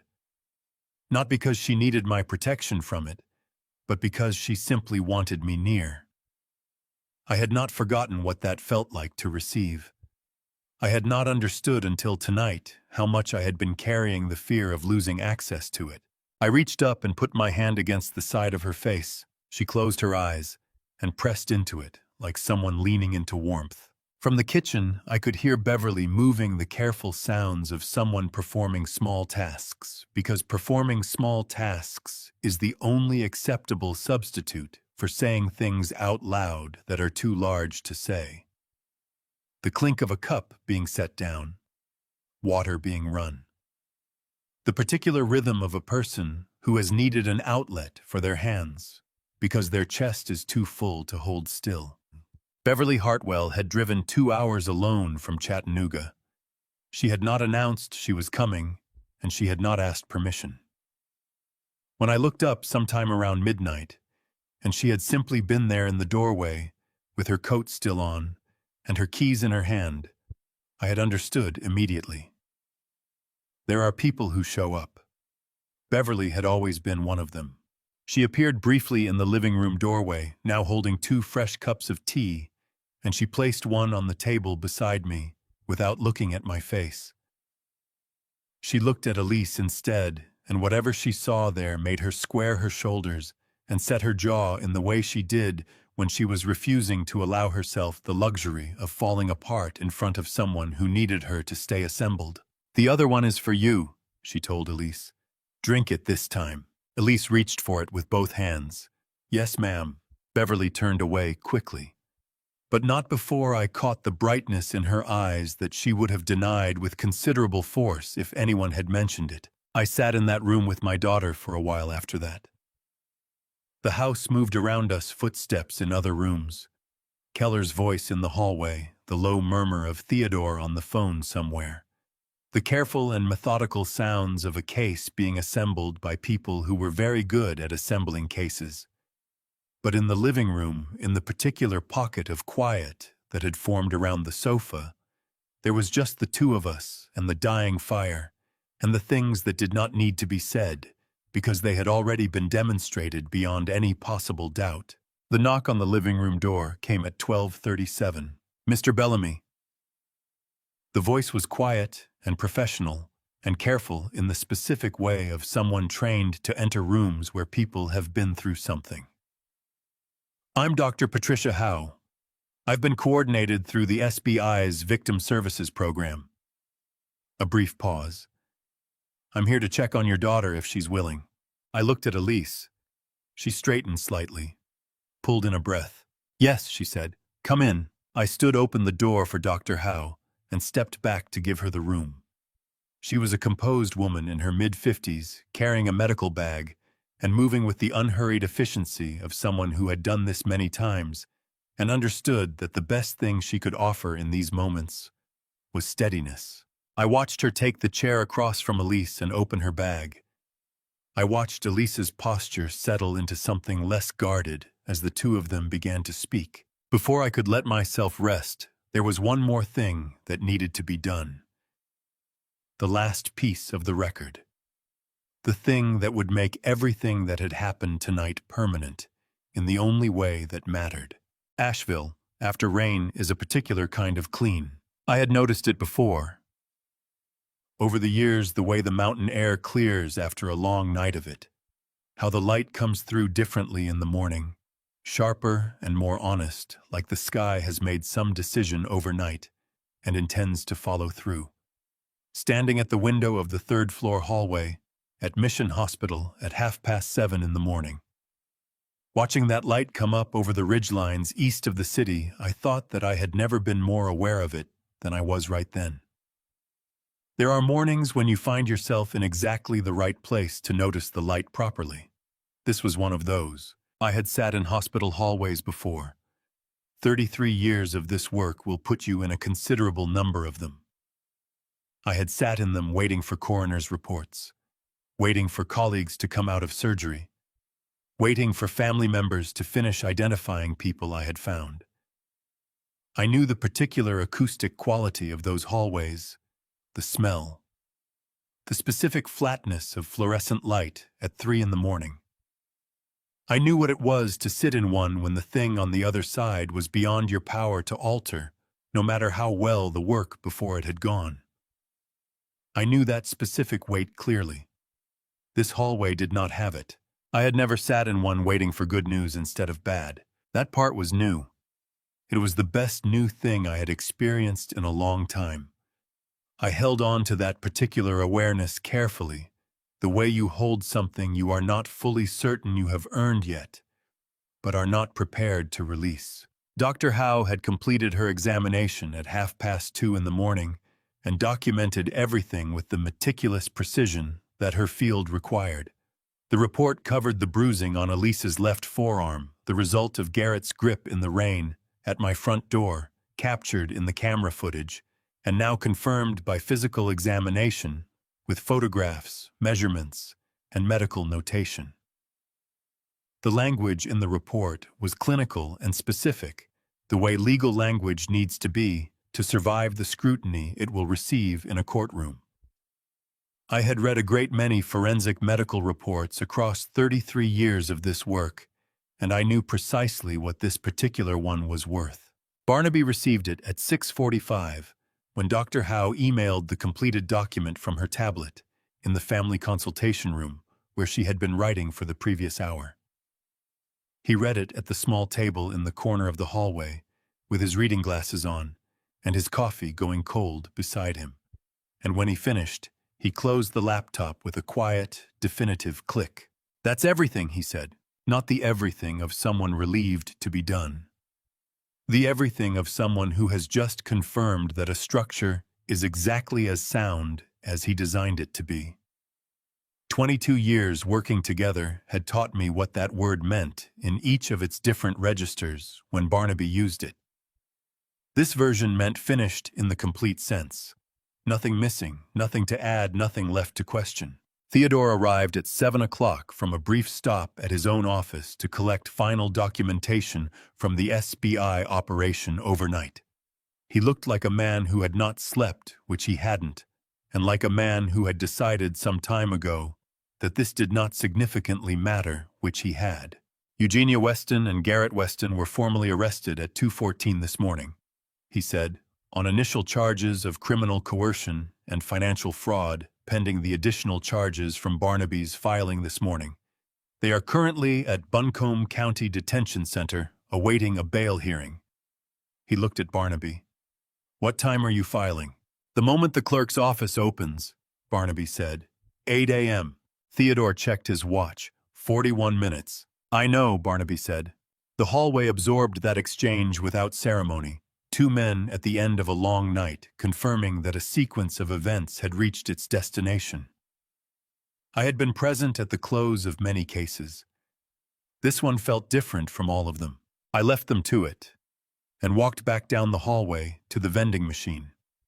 It was the kind of machine that hospitals install in hallways when they want to offer coffee without committing to the idea that the coffee should be good. I got 2 cups out of it anyway, and I carried them back to the row of chairs near the window, where Elise was sitting, with her legs pulled up on the seat, and a blanket from the nurse's station over her shoulders, watching the same ridgeline I had been watching a few minutes before. I handed her one of the cups and sat down beside her. She took a sip, made a face. "That," she said, "is genuinely terrible." "Yes," I agreed and drank mine. We sat for a while.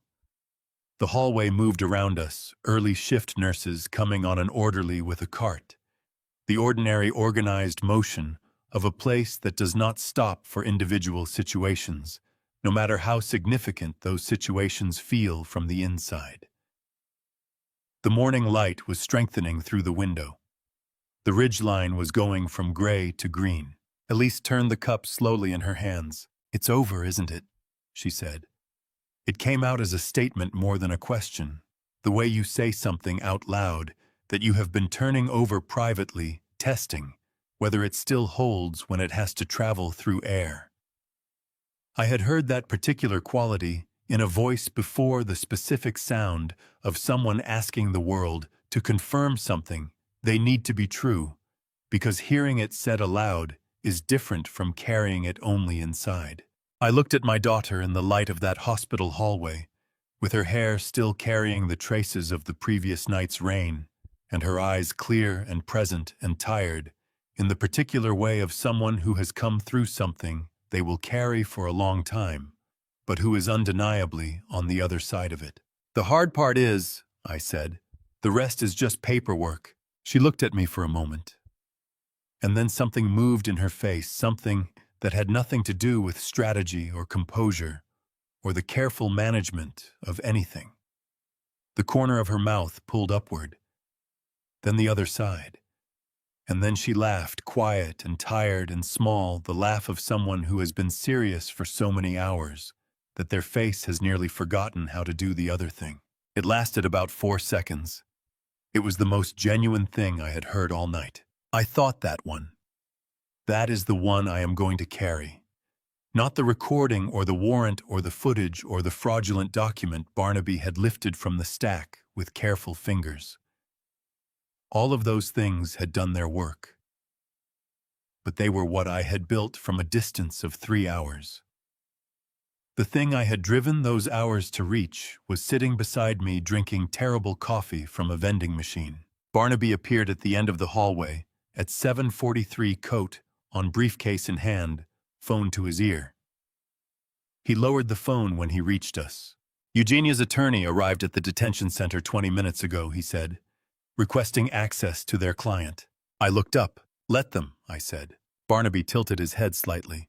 It begins. I looked back at my daughter watching the ridgeline go from gray to gold in the morning light of a new Asheville day.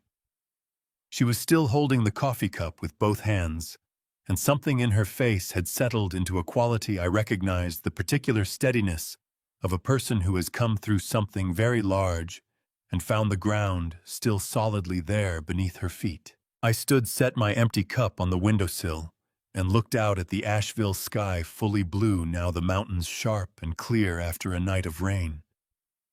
Somewhere across the city, in a quiet street in Grove Park, a small black camera above my front door was blinking its green light at nothing in particular, watching an empty porch the way it always did, doing exactly what it had been built to do. It began last night, I said. This is just where it gets official. Barnaby nodded once, picked up his briefcase, and walked back down the hallway. I watched him go, and then I turned back to the window, and the blue sky over Asheville's eastern ridgeline, clean and sharp, and certain the way that sky always is after a long night of rain. In the weeks that followed, people asked me the same question in different ways. Former colleagues, neighbors, 2 journalists who found my address and left notes in my mailbox that I never answered. They all arrived at the same territory, eventually circling it from different angles. How did you know? How were you that prepared? How does a 70-year-old retired detective sitting in a restaurant in Tennessee on a Friday night have every piece already in place before the question is even asked? I always gave them the same answer. I was not prepared. I was paying attention. There is a difference between those two things, and it matters more than most people realize. Preparation implies a specific outcome, anticipated in advance, a blueprint drawn for an event you have already decided will occur. What I did was something more ordinary and considerably more uncomfortable. I paid attention when something in my daughter's voice told me the temperature of her life had changed, and then I sat with that information until I understood what it required of me. 3 weeks before the night of October 14th, Elise called me from Asheville. The call lasted 22 minutes. She talked about the weather and a restaurant she had recently tried, and a book she was nearly finished reading, and whether I had replaced the porch light that had been flickering since the previous spring. She asked all of it with the careful naturalness of someone filling a conversation with exactly the right amount of content, so that no single part of it draws too much attention. I had spent 33 years listening to people talk around the thing they most needed to say. I recognized that quality of language immediately. The morning after that call, I sat down with Barnaby Sloan in his office on Merriman Avenue and told him what I had heard beneath the surface of what she said and what I needed to do. Irrevocable trusts in North Carolina require time when they are executed correctly. The documentation must be drafted, witnessed, and notarized. A trustee must be formally appointed and must accept that appointment in writing. The assets being transferred into the trust must move with a complete and accurate legal record at each step. Barnaby told me the process would take between 2 and 3 weeks when done with the care required to withstand any future scrutiny. I told him I had exactly 3 weeks. We had 3 weeks. We used all of them. What the trust accomplished was straightforward in outcome, though the legal structure behind it was not simple. It transferred the entirety of my personal assets into an irrevocable legal structure, with Elise named as the sole beneficiary. The Grove Park property, the investment accounts I had built through 33 years of careful saving. A collection of financial instruments Barnaby had helped me build over the previous decade. All of it moved into the trust with documentation covering every element of the transfer. Once those assets entered the trust, I no longer owned them in any legal sense. The trust owned them. Elise was the beneficiary. This distinction matters under North Carolina's equitable distribution law, and it is worth stating plainly. In a divorce proceeding, only marital property can be divided between the parties. Assets received as a gift during a marriage are classified as separate property under North Carolina law. They cannot be included in the marital estate subject to equitable distribution. The assets in the trust were a gift from me to Elise as the named beneficiary. Whatever arguments Garrett's attorneys raised, those assets were not part of any conversation about the division of the marital estate. They had never been part of that conversation. Barnaby had seen to it. Nothing to divide, he told me 2 weeks after that night, sitting across from me in his office with the document stacks organized between us. The coerced documents will be declared void by the court contracts signed under duress, are voidable under established North Carolina precedent, and the evidence of that duress is both extensive and beyond reasonable dispute. He closed the folder and looked up. She walks out of this completely protected. He set the folder down. Garrett's attorneys will attempt a fraudulent conveyance argument. The timing of the transfer will be their angle. But the assets transferred were your separate property, not marital assets, and the trust predates any formal legal proceeding by 3 weeks. There is no marital estate claim that reaches it. On the criminal side, the weeks moved with the deliberate momentum of a case where the evidence has nowhere left to go except forward. Theodore reported that the fraudulent profit-sharing agreement Eugenia had inserted into the document stack had opened a financial investigation considerably broader than the events of October 14th. Questions about the origin of the funds being routed through Eugenia's private holding structure, about who else in the Weston financial network had been aware of the arrangement, and about how long it had been operating. The investigation was ongoing. Preliminary hearings were scheduled. Attorneys entered appearances on the record. The machinery of the criminal justice system, which moves at its own necessary pace regardless of urgency from any direction, began its work. Elise moved into the Grove Park house in the last week of October. We spent a Saturday clearing out the spare room and organizing the front bedroom, where the morning light came through at the angle she preferred. She brought 3 boxes of books, a pair of lamps that were better than mine, and a plant she had been carrying from one apartment to the next for 6 years that looked against all odds remarkably healthy. We argued briefly about the best position for the kitchen table, which was exactly the kind of argument I had been missing without knowing it. Late that afternoon, I found her standing on the front porch. She was looking at the small black camera mounted above the door. The green indicator light blinked with its steady patience, the same light, the same camera doing the same job it had always done, watching an empty porch on a quiet October afternoon, as if nothing had changed and nothing had mattered. "That little thing," Elise said. Her voice was quiet, carrying the weight of something she had been holding for a while. "It saved my life." I stood beside her. "No," I said.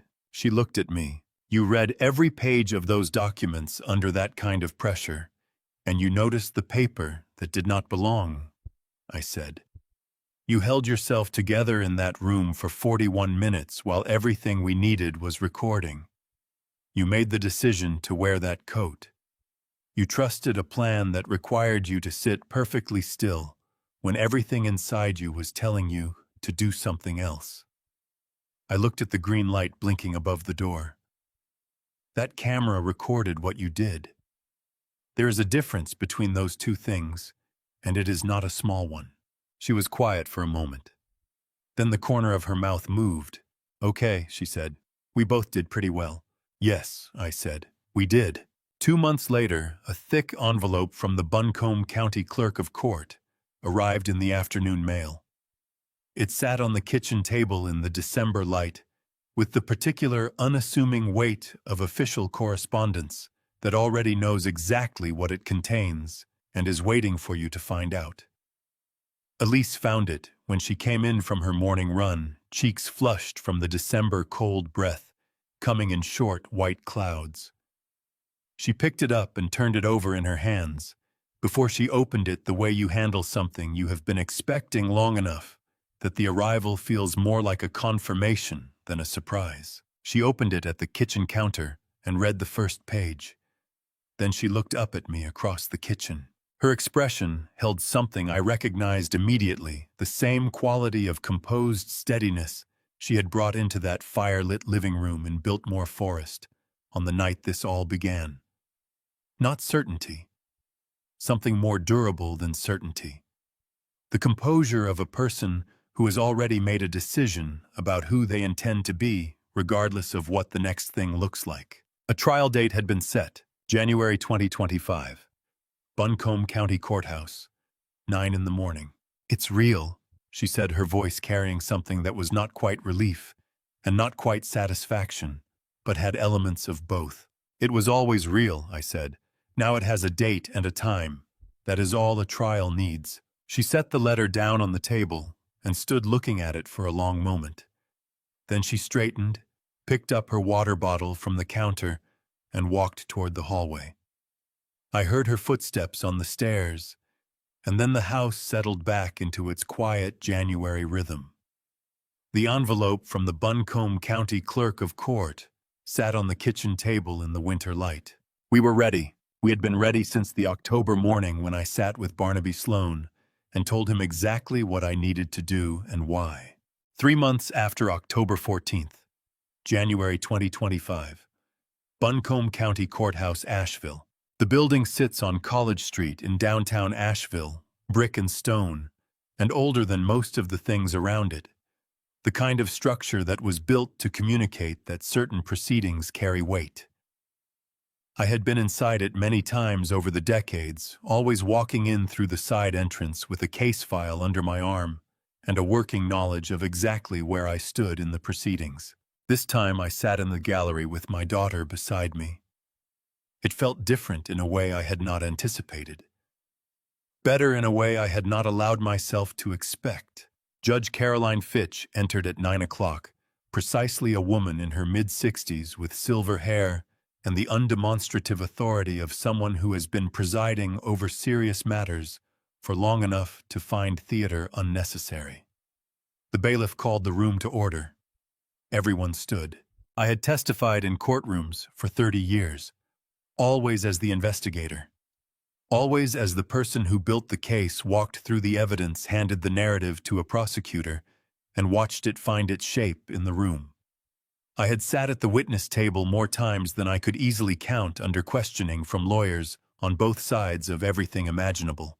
This time, when the state prosecutor called me to the stand, in the first hour of proceedings, I walked up as the father of the person who had been coerced. It was the truest version of the same walk I had taken countless times before. It felt, despite everything, like exactly the right place to be standing. I described what I had seen on the footage from my doorbell camera. I described the camera's capabilities, its installation, its recording of the night of October 14th. The prosecutor walked me through each element with the careful, methodical pacing of someone who understands that juries need time to absorb information before it can become conviction. I answered every question with the precision that 3 decades of testimony had built into me, and I watched the jury's faces as they watched mine.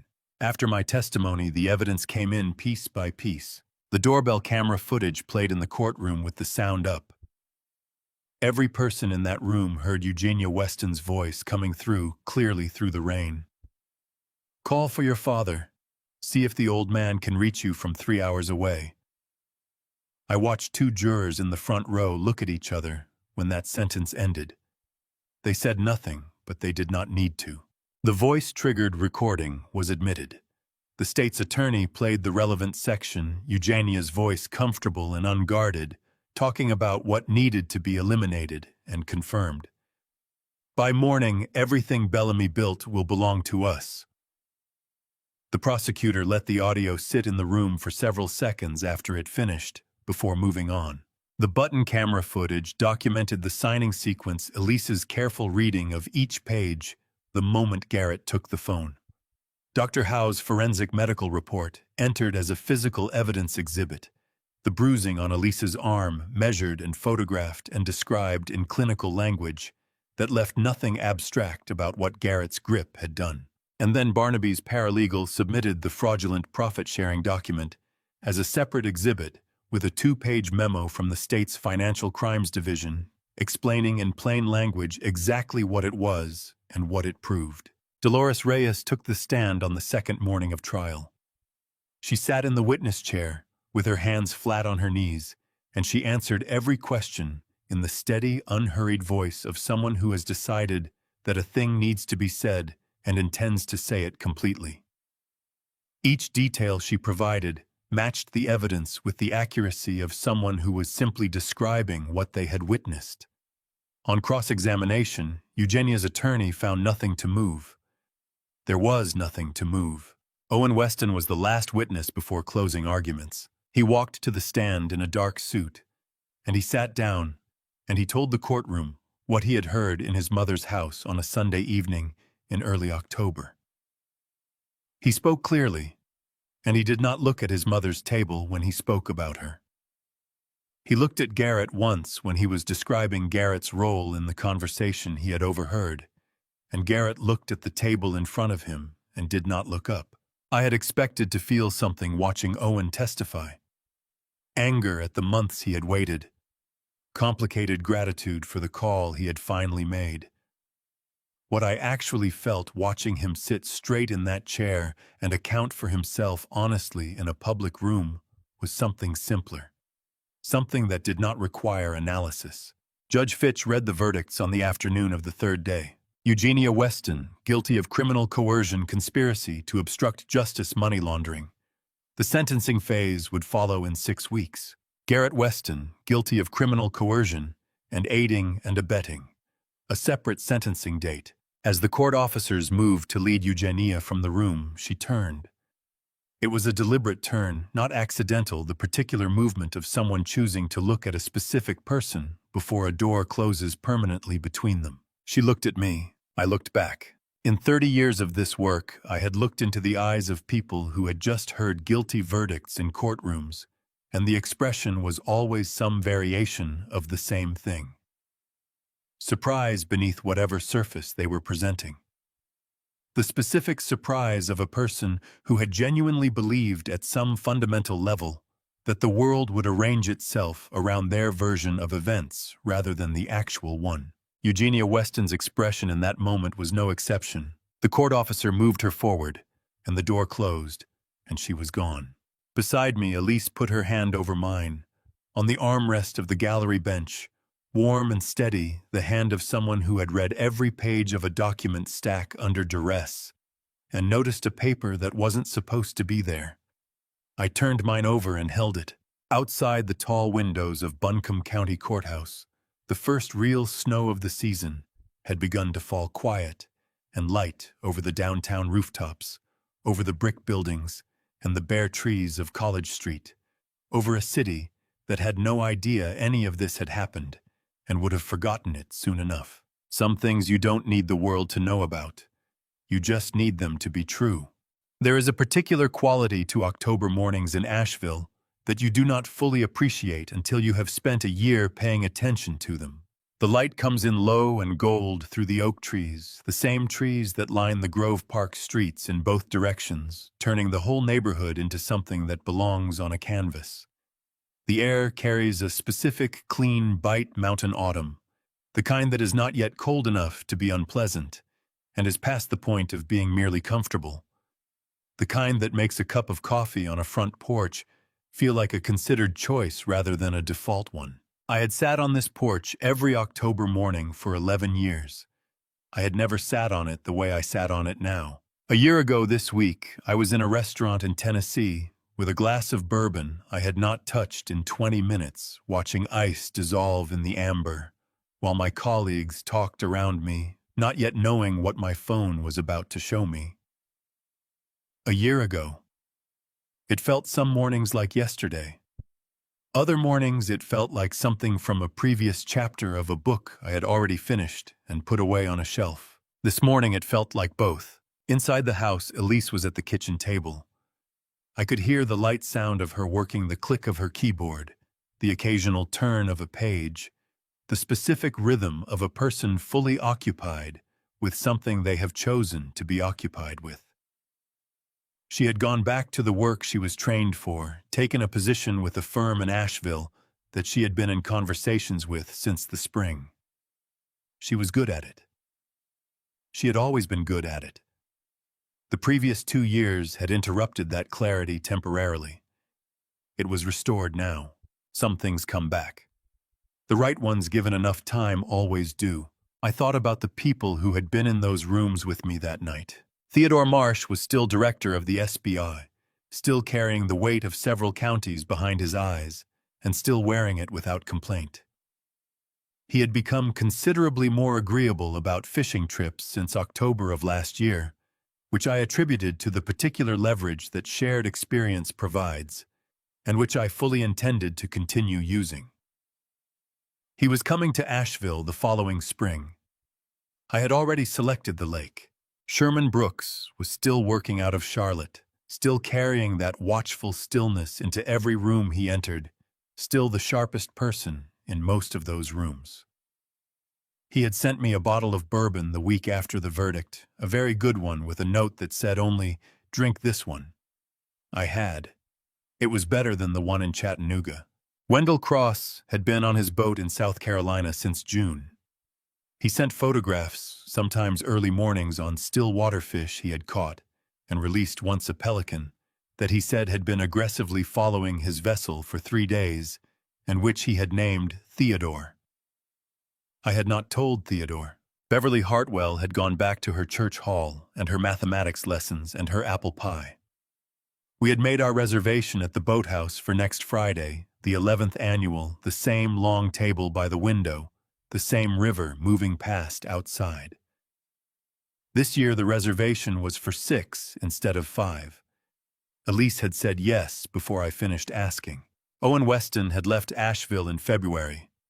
He was working in Raleigh now, as far as I understood, something in commercial real estate, which was work he had done for years before everything. He called every few weeks, always asking the same thing. How is Elise doing? We always gave him the same answer. She is doing well. Better than well. He always sounded like a man who was receiving something he hadn't expected to be allowed. Dolores Reyes was working for a family 3 streets over from the Grove Park house. I had not arranged it, obviously, and she had not asked me to. But a conversation I had with a neighbor in November had led through the natural movement of information in a quiet neighborhood to an inquiry, and Dolores had accepted the position in December. She was happy there. That was the word the neighbor used when I asked once casually how things were going. Happy. It was a sufficient word.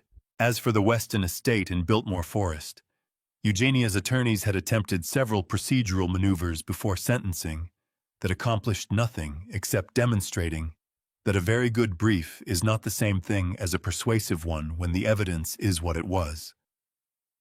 She was serving an active sentence. Garrett's was shorter. The divorce had been finalized in March, the coerced documents voided by the court, the marital assets divided under equitable distribution law. With the irrevocable trust intact and Elise's separate property correctly classified, Garrett walked away with exactly what he had brought into the marriage. The front door opened. Elise came out with 2 cups of coffee, not the vending machine variety, which we had both agreed in the hospital hallway deserved a strong word, but the real kind made in the kitchen from beans, she ordered from a small roaster in Weaverville. She handed me one and sat down in the chair beside me and pulled her knees up and looked at the October light coming through the oaks. "You're doing the thing again," she said. "What thing?" "The porch thing, the thinking thing. I was looking at the trees." "You were thinking," she said.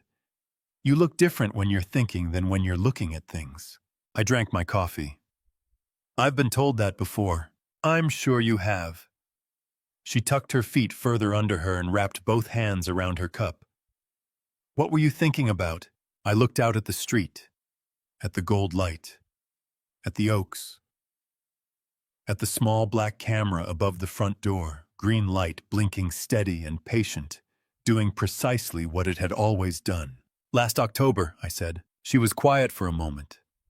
Not the passive quiet of someone with nothing to say, but the considered quiet of someone choosing how to say something.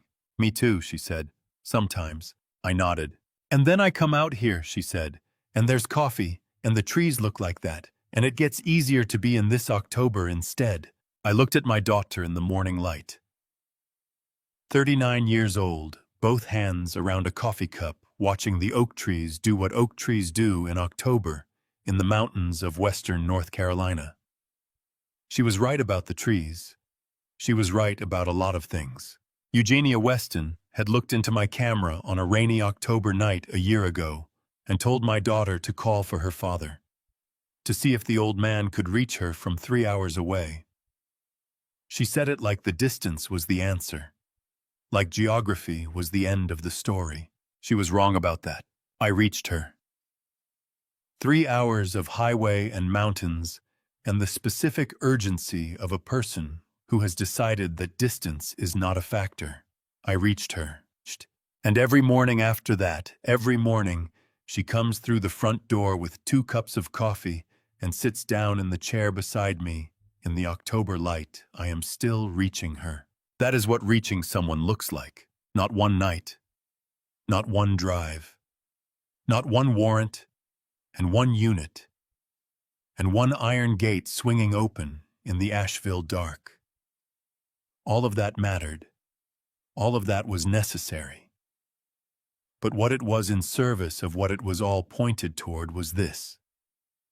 This porch, this light, this ordinary, extraordinary morning.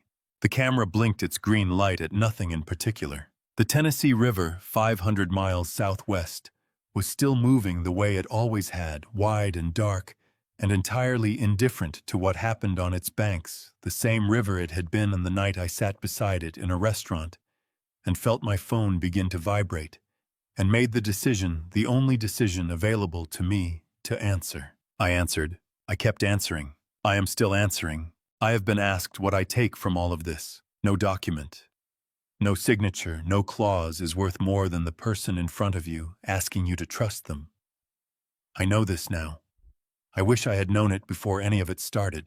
I am not a particularly religious man, but I believe God is in the details in a 3-hour drive, a camera's green light, a daughter who held completely still and gave them absolutely nothing. This is a family story. Like most family story worth telling, it is also about what happens when money enters and trust quietly leaves. Family betrayal does not arrive loudly. It arrives in legal language and careful smiles. And the hardest part of family betrayal is that you rarely see it coming from the people who should have been standing beside you. Don't be like me if you recognize the signs of family betrayal, early act on them. Don't wait until the papers are signed. Don't mistake silence for loyalty. Don't let a family story like this one become yours before you're ready to fight back. I got lucky. Not everyone does. If something in this story stayed with you, leave a word below. Share it with someone you think of when you hear the word trust. If you haven't subscribed yet, do it now. What comes next is worth staying for. Thank you for being here all the way to the end. It means more than I know how to say.